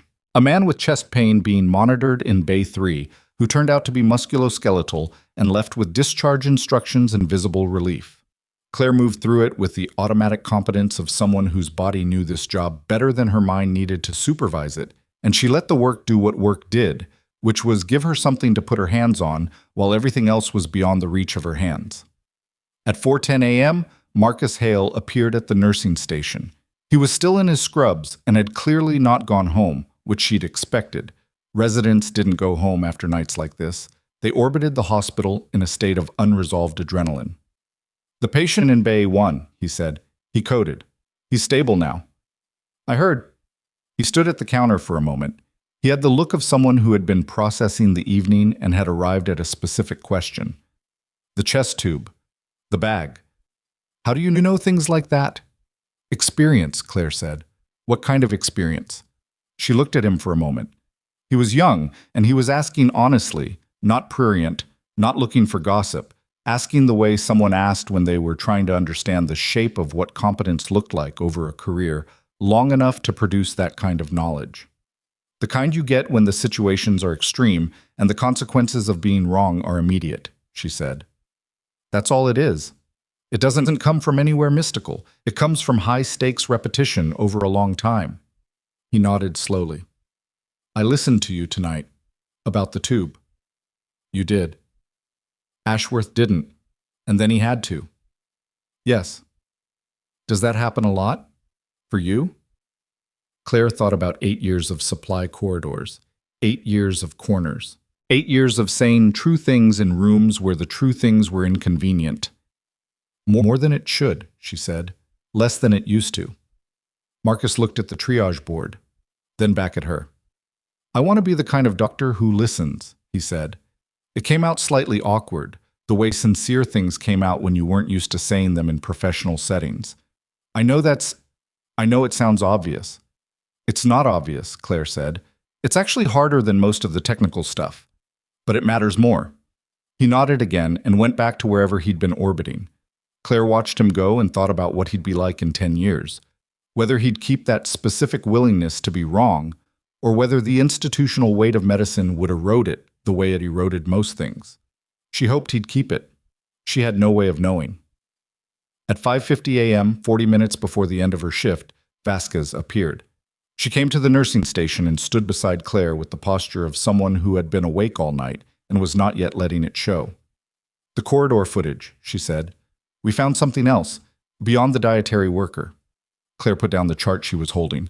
40 minutes before the bag substitution, a woman entered the floor from the stairwell at the north end. Scrubs, badge, moved like she belonged here. The badge scanned as a registry nurse from a staffing agency the hospital uses. Vasquez's voice was careful. "The agency has no record of sending anyone to this floor tonight." "She made the badge," Claire said. "The badge was made from a template that requires specific internal hospital credential data, the kind of data that would be accessible to someone with detailed knowledge of the hospital's credentialing system." She paused. "The same system Warren Stoll reviewed during his consulting visit 6 weeks ago. He built this capability before tonight, before Musa even arrived. We think the plan was always to use this hospital, not just to frame you, to have a resource here, someone who could move on a patient if the situation required managing." Vasquez looked at her directly. "We think the woman on the footage is a professional, not hospital staff, someone brought in." Claire thought about the phone call. "You should have stayed in your corner, Wren." The voice had been unhurried, professional. "You're looking for her. Building security has sealed the exits as of 20 minutes ago. We're running the footage against known contractors." Vasquez's voice was level, but her jaw was tight in the specific way of someone managing something they didn't want to be managing at 6 a.m. after a long night. "The hospital is effectively in lockdown. We're not publicizing it. The other patients are not at risk. The target was specific. But we need to locate this woman before she leaves the building, if she's still in it." Claire looked at the floor. She thought about the hospital's layout, the floors she knew, the routes she'd walked 1,000 times, the places in a building like this where someone could wait without being noticed. She'd spent 8 years being unnoticed in a building like this. She understood its architecture of invisibility. "The laundry facility," she said, "sub-basement. The linen exchange runs 24 hours, and the staff turnover is high enough that one extra person going in and out is normal. There are staff lockers down there used by agency contractors. If she needed a place to hold between entry and the job..." Vasquez was on her earpiece before Claire finished. She relayed the information in the clipped shorthand of someone speaking to people who were already moving. They found the woman in the sub-basement laundry at 6:12 a.m. Claire wasn't there for it. She was at the nursing station, technically finishing her shift, when she heard the radio traffic through the open door of Pharaoh's temporary command position at the end of the hall. She heard "subject located, sub-basement, in custody," and she let out a breath she'd been holding since 2:15 without being fully aware she'd been holding it. Marlene was at the station beside her. "Is it over?" she asked. "Part of it," Claire said. The shift ended at 6:30. Claire sat in the break room with her bag in her lap for a while and didn't move. The overhead light was steady. Not flickering, just present. The break room smelled like burned coffee and the particular staleness of a room that had been occupied by tired people for too many consecutive hours. She didn't sleep. She sat. At 7:15, Pharaoh came in. He sat across from her. The same configuration as the consultation room, but without the formality, without the managed distance of a room designed for difficult conversations. He looked tired. He looked like a person rather than a function, which she hadn't fully seen before. "The woman in custody is talking," he said. "She was contracted through a shell company that traces back to a financial structure connected to 3 of the names in Musa's file." He paused. "We're getting somewhere." "What about Stoll?" "His attorney is very expensive and very good. But the file compilation, the fabricated clinical record with your name, the bag substitution, and now the contractor. The chain is getting shorter." Farrow looked at his hands for a moment. He's not walking away from this. Claire looked at the coffee maker, which had a full pot that nobody had started yet. She thought about getting up and starting it. She didn't. The fabricated record, she said, with my name. It's been flagged and documented as fabricated. Your real record, your sealed personnel file. We're working on having it officially acknowledged as part of the investigation. What that means in practical terms, he stopped. What it means is that my service record gets acknowledged. Formally, yes. He said it carefully, not like a gift, more like something owed. There will be a process. It's not immediate. But the record doesn't stay sealed indefinitely once it's material to an active federal investigation. Claire nodded. She thought about what it meant for something to be acknowledged, not fixed, not healed, just recognized as having existed. It was a smaller thing than it sounded. It was also not nothing. I need to sleep, she said. Of course. Farrow stood. We'll need you back here in 12 hours. Musa's status, and then there's a formal deposition process we'll need to initiate. I'll be here. She stood, put her bag on her shoulder. Is he still stable? Last I checked, yes. Tell Sandhu to page me if anything changes. My number's in the hospital system. She paused. The real one, not whatever Stoll had. Farrow allowed something that was almost a smile. Will do. She was at the break room door when she stopped. She turned back. The names in the file, the ones above Stoll's level. She held Farrow's gaze. Are any of them still in positions where they can affect this investigation? Where they can reach into it and manage what comes out? Farrow was quiet for a moment that lasted exactly long enough to be an answer of its own. We're managing that risk, he said. That's not what I asked. He looked at her steadily. 2 of the names in that file are currently in DoD advisory positions. One has oversight authority over a division that has nominal jurisdiction over parts of this investigation. He said it levelly, the way you said things you couldn't unsay. We're operating with a compartmented team specifically because of that. The people running this case were selected to minimize exposure to those nodes. But they exist. Yes. Claire stood in the doorway of the break room at 7:20 in the morning and thought about what it meant to have spent 8 years building a small, safe life in a building that a man with nominal oversight authority had walked through 6 weeks ago, leaving whatever he'd arranged behind him like something planted. If they move on the investigation, she said, if someone above Stoll tries to close this before it gets to the deposition stage, that's not going to happen. I need to know what the contingency is.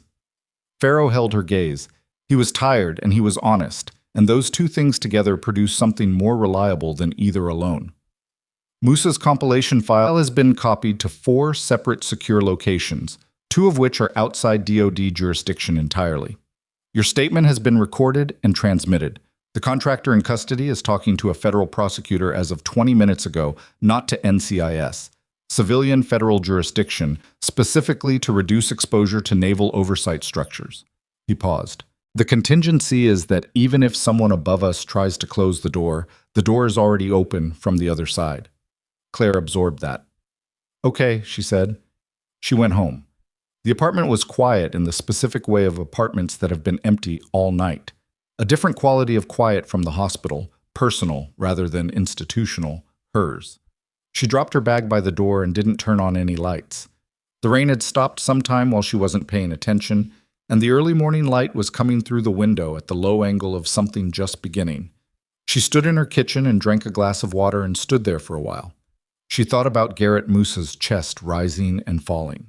She thought about a file of records that someone had spent months assembling and protecting at the cost of his own life nearly twice over. She thought about the specific texture of carrying something for a very long time, the way it became part of your posture, your habits, the way you stood in rooms and waited in corners and paid attention to things other people didn't think to look at. She set the glass down. She was going to sleep for 6 hours, and then she was going to go back, and she was going to do what she'd been asked to do.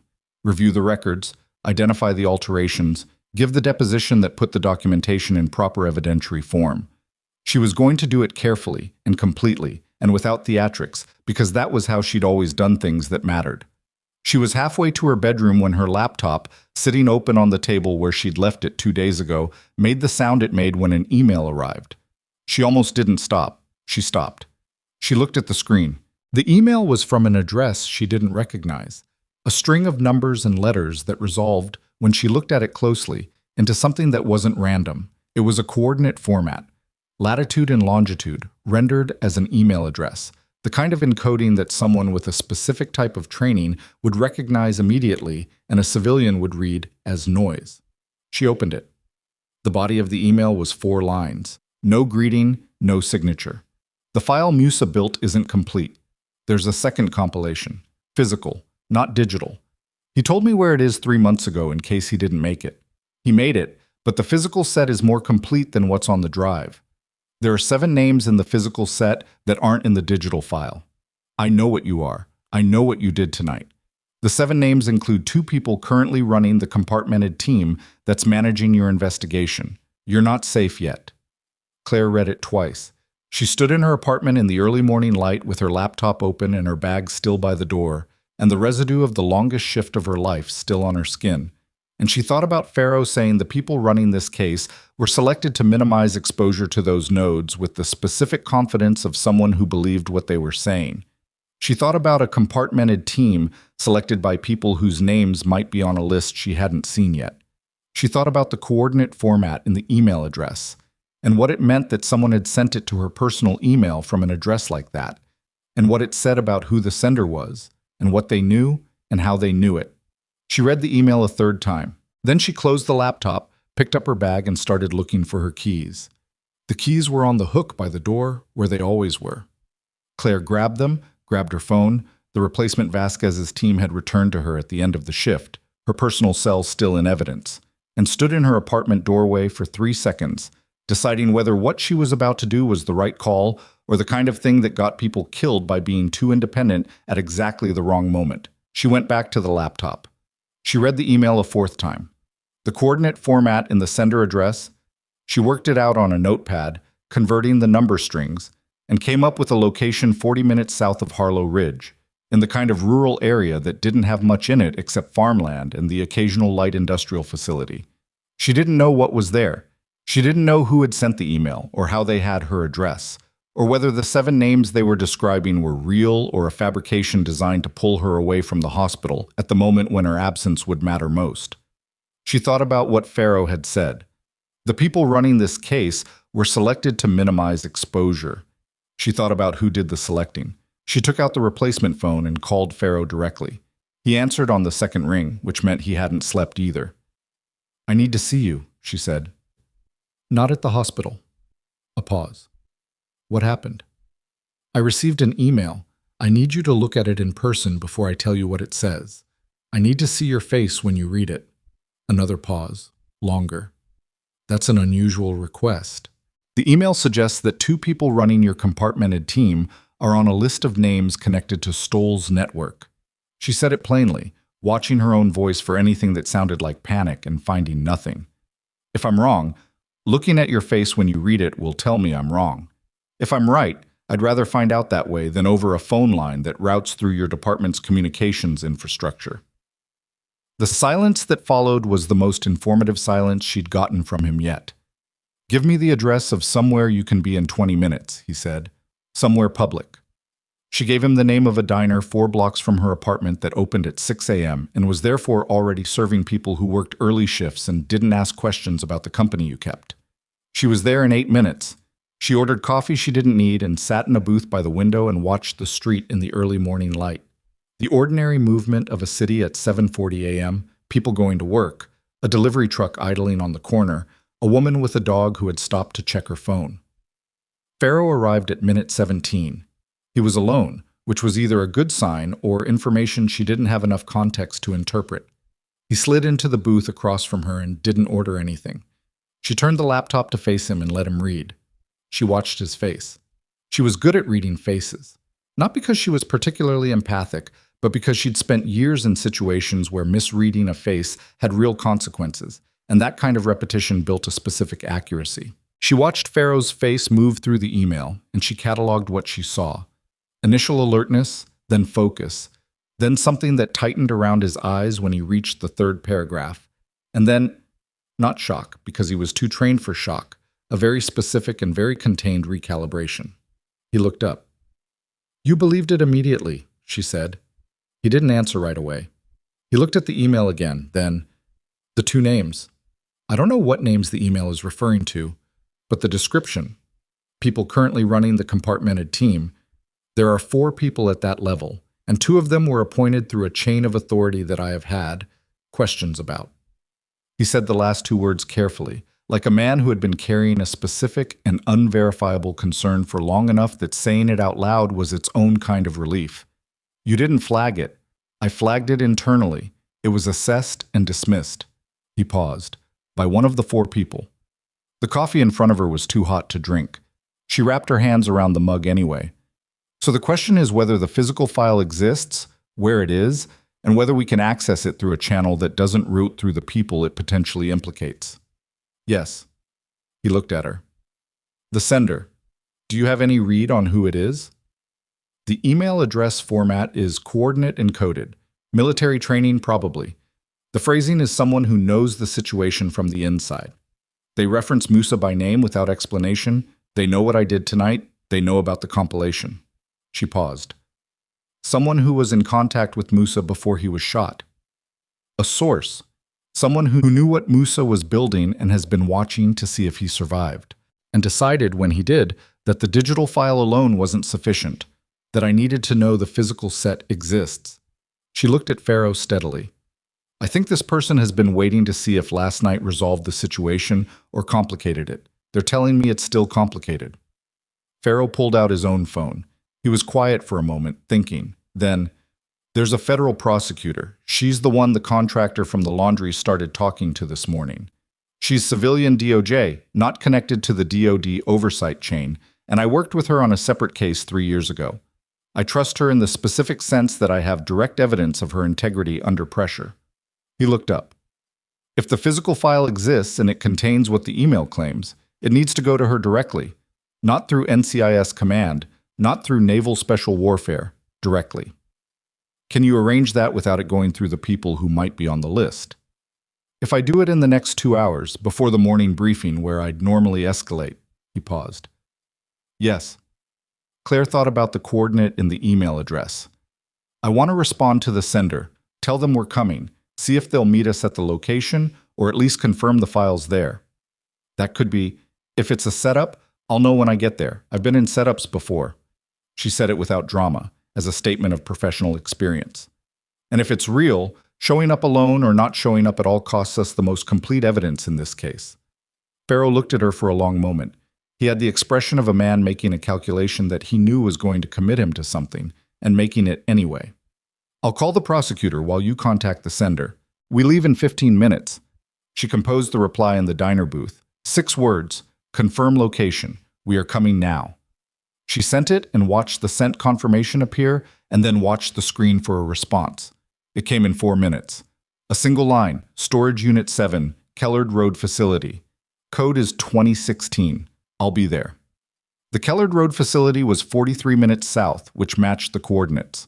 Claire closed the laptop and drank the coffee, which had cooled to a temperature she could manage, and looked at the early morning street and thought about the number in the code, 2016, and what it meant that whoever this person was, they'd used that year, that specific marker, as a combination. She thought it probably meant they'd been there. That night. In the same place she'd been. They took Pharaoh's car. He drove. She navigated. He was on the phone for the first 20 minutes of the drive, speaking in the clipped, precise language of someone delivering information that needed to land correctly the first time. To the federal prosecutor whose name was Renata Okafor, and who, from the sound of Pharaoh's half of the conversation, was already awake and already sharp and already asking exactly the right questions. Claire watched the landscape change from city to suburb to the stretched-out rural distance of a state highway in early morning. The light was fully up now, low and golden, the kind of morning that arrived after a bad night and had the particular quality of something that didn't know and didn't care what had preceded it. Okafor is on it, Pharaoh said, putting the phone away. She's filing for a separate evidence chain through the civilian federal court. It bypasses naval oversight entirely. If the physical file goes to her directly, it can't be suppressed through DOD channels. How long does the filing take? She's doing it now. Emergency motion, existing investigation. He paused. She's been watching Stoll's name come up in adjacent cases for 2 years. This is not an unwelcome development for her. The Kellard Road facility was the kind of place that existed in service to no particular industry. A row of storage units behind a chain-link fence, orange rolling doors, a small office that was closed this early, security cameras that probably recorded to something. Unit 7 was at the far end of the row. The rolling door was unlocked. Claire entered the code. The lock released. Inside, shelving units, a folding table, a single overhead bulb on a pull cord, and a man sitting in a folding chair who stood when they came in. He was late 40s, lean in the specific way of someone who had been lean for functional reasons long enough that it had become structural.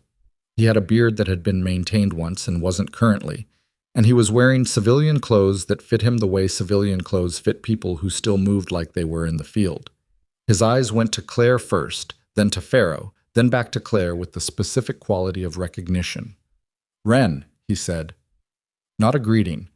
The same kind of identification Stoll had used, but with entirely different weight behind it. Recognition rather than leverage. "I don't have a call sign anymore," she said. "I know." He looked at her for a moment with the expression of someone who had been carrying a picture of a person in their head for a long time and was now reconciling it with what was in front of them. "You look different.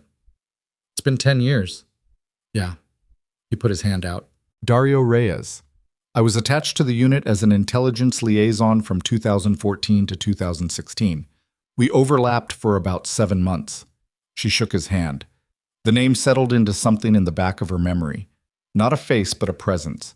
Someone who had been on the periphery of operations she'd been embedded in. "You sent the email." "I've been watching Musa's situation for 6 months, since he started building the file." He looked at Pharaoh. "You're NCIS. Yes. Daniel Pharaoh. I know who you are. I've been watching your investigation too." Reyes said it without apology. "I needed to know if the team running it was clean before I brought the physical set in. Last night answered that question for me. Partly. The email answered the rest." Pharaoh's expression was carefully neutral. "You know the names, the ones not in the digital file." "I have documentation of the names." Reyes went to the shelving unit and pulled a metal case from behind 2 cardboard boxes. He set it on the folding table. The case had a combination lock, which he opened without hesitating. Inside, a series of folders, a sealed evidence bag containing a USB drive, and 2 bound reports with classification markings that Claire recognized from a specific era of specific documentation. "Musa built the digital file from what he could access remotely," Reyes said. "The physical set is what he gave me to hold 18 months ago, when he realized the digital file alone could be suppressed. He knew the digital could be deleted. Paper and physical drives held separately by a person not connected to the investigation." He stopped. "He was thorough." "He nearly died twice last night," Claire said. Reyes looked at her. Something moved in his face. "I know, I was monitoring the hospital network." He said it matter-of-factly, as if this were a normal thing to admit, which in the specific world they'd both come from, it perhaps was. "When the code blue alarm activated," he stopped again. "I was about to come in." "He survived," she said. "Because of you." He held her gaze for a moment. "I know what you did last night. The tube placement, the IV bag, both of them." He paused. "I knew who you were when you showed up at Harlow Ridge 8 years ago. I found you about 3 years in. I didn't make contact because contact would have compromised my cover." "Yes," he paused, "and because you clearly wanted to be left alone." Claire looked at the folders on the table. She looked at 8 years of sealed truth sitting in a metal case in a storage unit on a rural highway at 8 in the morning. She looked at it without the dramatic feeling she might have expected, because the truth had always existed. It had just existed somewhere she couldn't reach it. And its presence here now was not a revelation so much as a return. "The 7 names," she said. Reyes opened the top folder and laid 3 pages on the table. The names were there, typed, dated, with supporting documentation cross-referenced to specific operational records. Claire read them. 2 were familiar from positions she'd known about in 2016. 3 were people she recognized from the DoD contracting space in a general way. Names that had appeared in news coverage of military healthcare policy. The last 2. She looked at Pharaoh. His jaw was tight in the specific way it had been in the storage room when he'd told her about the compartmented team. "Those two," she said. "Yes," he said. He said it quietly, the word of a man whose unverifiable concern had just become very verifiable. "You can work around them," she said. "With this, yes." He was already reaching for his phone. "Okafor needs to see this in the next hour." What followed was not dramatic in the way that things in stories were sometimes dramatic. It was the procedural drama of documentation. Reyes and Farrow photographing every page. Farrow on the phone with Okafor. Reyes providing chain of custody documentation for each item in the case. Claire sitting on a storage unit shelf reading the 2016 mission records from the physical set, with the particular attention of someone who had written the originals and was now reading the difference between what she'd written and what had been submitted. The alterations were exactly what she'd known they would be. Cause of death changed from blunt force trauma at close range to enemy small arms fire. Timestamps adjusted to create a timeline inconsistent with what she'd documented. One field entirely deleted, a notation she'd made about wound characteristics that explicitly flagged close-range contact. And beneath all of it, preserved in the physical record in a way the digital deletion couldn't touch, were her initials. Her real initials. From her real name, on every page she'd written. She had been there. She had documented it correctly. The record proved it. She sat with that for a while in the way that you sat with things that had been true for a long time and had finally been confirmed. Okafor arrived at the Kellard Road facility at 9:40 a.m. in a sedan that had seen better days and with a paralegal who moved fast and documented everything. She was a compact woman in her mid-40s with the specific brisk quality of someone who conserved energy because they had a great deal to do and knew it. She shook Farrow's hand, then Reyes's, then looked at Claire with an expression that was pure professional assessment. "You're the medic," she said. "I'm the nurse," Claire said. Okafor allowed a small, precise smile. "Right." She looked at the table. "Walk me through it." They were there for 2 hours. Okafor asked questions that were sharp and specific, that demonstrated she had read everything Farrow had sent her in the car and had already begun organizing it into a legal architecture. She was the kind of lawyer who didn't perform confidence. She simply had it, the way people had it when they'd done the work and knew the ground. At 11:15, Okafor sat back from the table. "I have enough to file for 7 arrest warrants through civilian federal court. The 2 individuals on your compartmented team," she looked at Farrow, "will be suspended from operational authority before noon, which means any action they might take to suppress this evidence chain becomes obstruction on top of conspiracy." She paused. "Stoll's attorney is very good. It won't matter." "Timeline," Farrow said. "Warrants in 72 hours. Arraignments within a week. This is a large case. It won't move fast, but it will move, and it won't stop." She looked at Claire. "Your deposition is going to be central. Your documentation review, your testimony about the original records. Are you prepared for that to be a public proceeding?" Claire thought about what public meant. She thought about 8 years of deliberate quiet. She thought about the specific relief of something no longer needing to be hidden. "Yes," she said. "It's going to be significant," Okafor said, choosing the word carefully. "Not just for this case. The network involved touches multiple defense contracts, multiple oversight positions. It's going to be a story that people cover." She paused. "Your name will be in it." "My name was always in it," Claire said. "It was just in the wrong files." Okafor looked at her for a moment and then nodded. The nod of someone who had heard the right answer and recognized it. They left the facility at noon. Reyes came with them, not with Farrow, in his own vehicle, because certain habits of independence were difficult to alter after a decade. He stopped beside Claire in the parking area before getting in. "For what it's worth," he said. 2016. I was on the periphery, but I saw what you submitted. I saw it get buried." He paused. "I should have done something then." Claire looked at him. He was not asking for absolution. He was a person stating a true thing about themselves and not dressing it up. She respected that more than she would have respected a softer version of the same admission. "You kept the file," she said. "You sent the email." She paused. "You did something. 18 months ago. Sometimes it takes people a while to get there." She said it without bitterness, because bitterness required energy she no longer had for that particular use. "You got there." He nodded. He got in his car and drove south.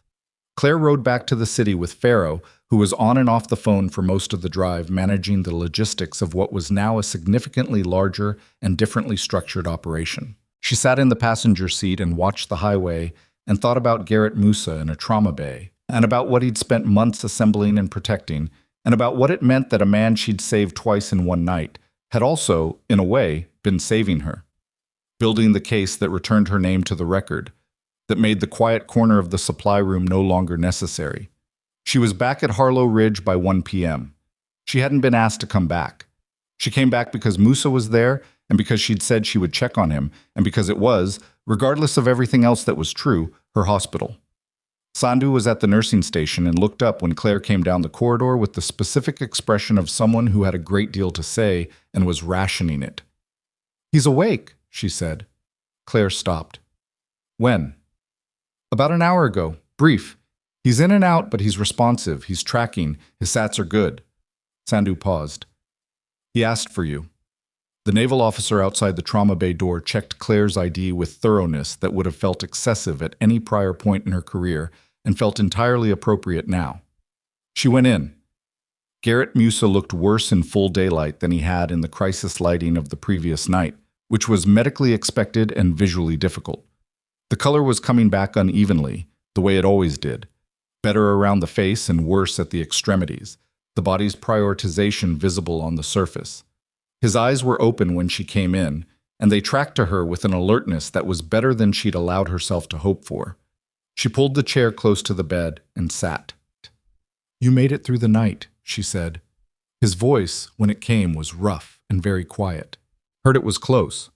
Twice. He looked at the ceiling for a moment, then back at her.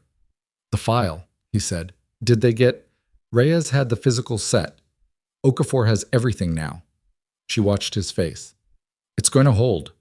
He closed his eyes for a moment, not in distress, in something more like the physical expression of a weight being set down after a very long carry.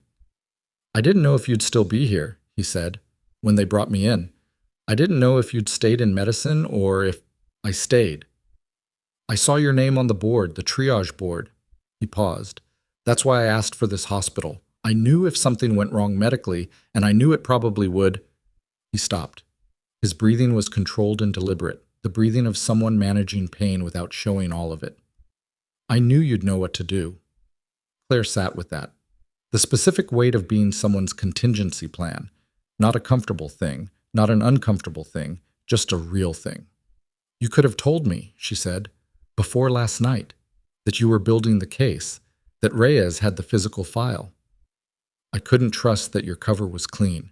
If Stoll had identified you—" "He had, 6 weeks ago."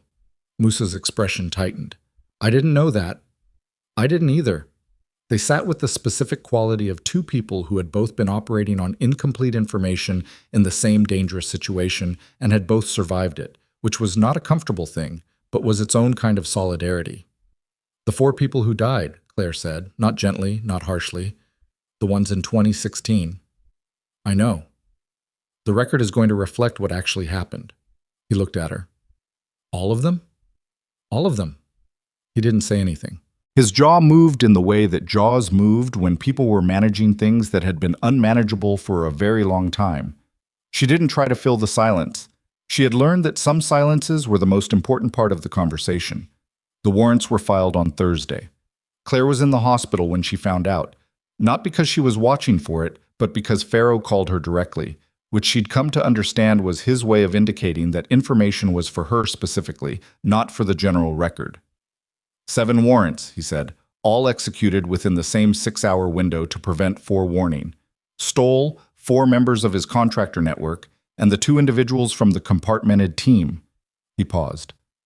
Stoll's attorney filed an emergency motion. It was denied in 40 minutes. And the attorney? Under investigation. Claire was standing in the supply corridor when she took this call, the same supply corridor she'd been restocking when Musa's gurney came through the doors. She stood in it for a moment after the call ended and looked at the shelves. The same shelves. The same pale lighting. The same slightly too cold air that came from the ventilation system's consistent failure to calibrate properly. She felt, standing there, not triumphant. That was the honest answer.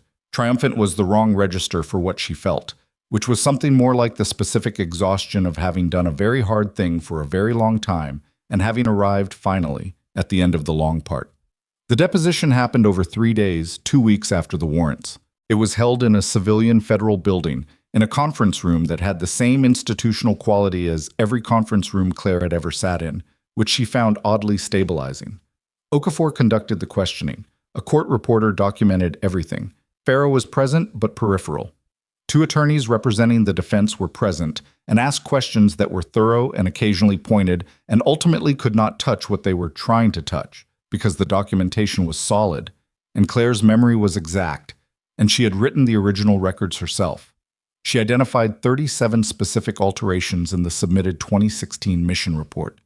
She documented each one against the physical file.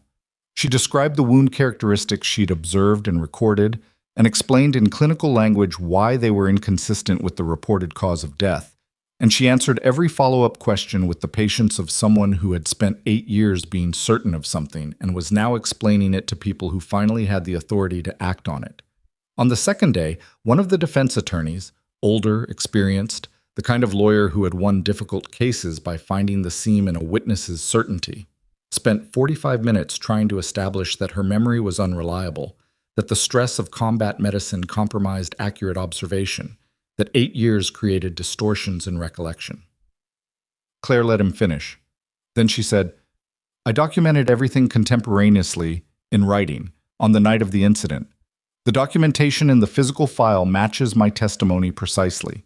The alterations in the submitted record deviate from my contemporaneous documentation in 37 specific locations. You're asking whether my memory is reliable, but the question the evidence actually asks is why 37 things changed between what I wrote and what was submitted." The attorney did not pursue that line of questioning further. On the third day, after the formal deposition concluded, Okafor walked her to the elevator and said, "You did well." "I told the truth," Claire said. "It's not hard when you've been waiting a long time to tell it." Okafor looked at her with the specific regard of someone who had spent a career in courtrooms and had developed a very accurate read of the difference between people who were performing integrity and people who simply had it. "What are you going to do now?" she asked. "Not professionally. Personally." Claire thought about it. "Go back to work," she said. Okafor smiled. Not small and precise this time, but actual. "Good," she said. The thing about institutional recognition was that it happened in stages, none of which felt like what you expected them to feel like. The first stage was administrative, the unsealing of her naval personnel record, which was processed through a joint DoD Naval Special Warfare Directive and produced in practical terms, a document she received by secure mail that confirmed her service, her rank, her deployment history, and her commendations in her real name, in official form. She read it at her kitchen table on a Tuesday evening in November. It was 11 pages. She read all 11 pages, and then she set it down, and then she sat for a while in the kitchen with the ordinary sounds of the building around her. Someone's television 2 floors up, the elevator, the particular creak of the floor that had always been there. The second stage was professional. Ashworth called her into his office 3 weeks after the depositions concluded and told her, with the specific difficulty of a man doing something that required more humility than his professional formation had prepared him for, that the administrative review was permanently closed, that the hospital's legal team had reviewed the situation and determined that her actions on the night of Musa's admission were consistent with the highest standard of patient care, and that effective immediately, she was being offered the position of trauma protocol coordinator for the ER department. It was a new position. He'd created it. "You don't have to accept it today," he said. "I'll take it," she said. He looked visibly relieved, which she hadn't expected, and she thought about what it meant that a man who had tried to remove her from a trauma room was relieved that she was staying. People were more complicated than their worst moments. She'd always known that. It was easier to remember when the worst moments were far enough back. "I owe you an apology," he said. "Not just for that night, for 8 years of—" He stopped. "Of not seeing." "You saw what I let you see," she said. "That was my choice." "It shouldn't have been a choice you needed to make." She held his gaze. "No," she said. "It shouldn't have. He nodded. He accepted it. They moved on. The third stage was the one that felt most real, which surprised her because she'd expected the paperwork to be the one that felt most real.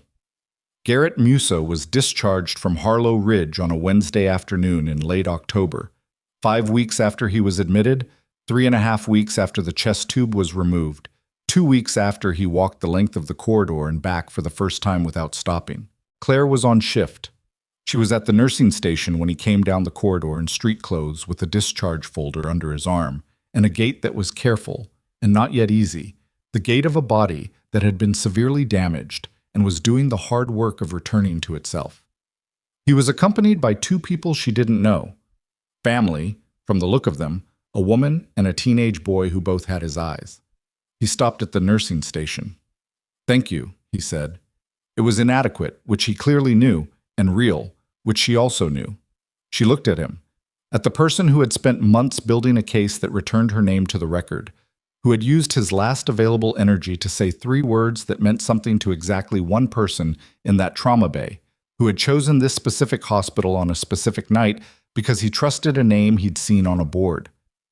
"You did the work," she said. "You kept the record. You kept me alive long enough to matter." They looked at each other for a moment. The particular look of 2 people who had survived something together without having been in the same place for most of it. The look of 2 people who understood the same night from different angles and had each done what they could with what they had. "Take care of yourself," she said. "Working on it," he said. He went out the doors with his family, and Claire watched them go and then turned back to the nursing station and the triage board and the morning's work. The criminal proceedings took longer than any of them wanted. They always did. Stoll entered a guilty plea in March, after 18 months of motions that went nowhere, and the slow collapse of a legal strategy that had depended on suppression that never materialized. The plea covered 6 federal charges: falsification of military medical records, obstruction of a naval criminal investigation, conspiracy to commit murder, conspiracy to tamper with evidence, wire fraud, and directing a criminal enterprise. He received 23 years without parole. His sentencing was covered by 3 news networks and 14 print outlets. Claire did not watch the coverage. She was at work. The 4 members of his network received sentences ranging from 8 to 17 years, depending on the degree of their involvement and whether they'd cooperated with Okafor's office. The 2 officials from the compartmented team, the ones whose names had been in Reyes's folder, received the longest sentences of the non-Stoll group because they had been in positions of trust and had used that trust specifically to prevent the case from being prosecuted. The 4 people who died in 2016 had their cause of death officially revised. Their families were notified. Claire didn't know what happened in those notifications. She wasn't there for them and hadn't expected to be. But she thought about them, about those families receiving a phone call or a letter that told them the truth. Their loved ones had deserved to have told years earlier, and about how late was not the same as never, and about what it cost and what it was worth. In February, a year and 3 months after the night Moose's gurney came through the trauma bay doors, Claire Voss was formally recognized by Naval Special Warfare Command in a ceremony that was small and not public, because the nature of what she'd done and where she'd done it did not accommodate public ceremonies. There were 11 people in the room: Vasquez, Farrow, Reyes, Okafor, and several people from the naval command structure whose names Claire had by now learned and whose presence felt like the institutional acknowledgement of something that had been owed for a long time. Musa was there, in dress uniform, walking without the careful gait now, still working on it better than October. There was no speech. There was a commendation document and a formal restoration of her service record, and a handshake from the commanding officer that was brief and correct and meant exactly what it was. Musa caught her eye across the room afterward. He had framed something. She could see it under his arm, small, about the size of a paperback. He brought it over. "I've been carrying this for 2 years," he said. He held it out. It was a photograph. Not of her, of a field station, somewhere flat and dust-colored, the kind of geography that existed in places that didn't have names on civilian maps. Taken at an angle, informal, the kind of photo that existed because someone had a camera and a spare moment. There were 6 people in it, in various stages of field gear, and in the far left corner, barely in frame, was a woman in medical kit who was looking at something off camera with the focused expression of someone in the middle of a problem. Claire looked at it for a long time. "You were there," she said. "Third deployment. You treated my teammate for a tension pneumo after an IED. He paused. "You were talking him through it the whole time, calm as anything. He's still alive." She looked at the woman in the photograph, the corner of the image, the person who was barely in frame, who was present and focused and doing what she did, without anyone particularly noticing. "I don't need this," she said, holding it out. "I know," he said. "That's why I wanted you to have it." She took it home. She put it on the shelf in her apartment. Not prominently, just there, the way things were that were true. It sat between two books she'd read and kept, in an apartment that was the same apartment it had always been, and somehow different now, lighter in the specific way of a space from which a long-held pressure has been released. She went back to work on Monday. The job was the same job.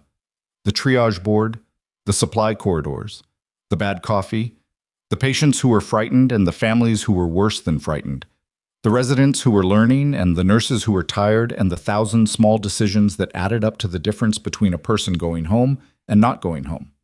She had a new title and a new set of responsibilities that included running trauma protocol training for the ER department, which meant standing in rooms full of people who were learning and telling them true things about how to keep people alive.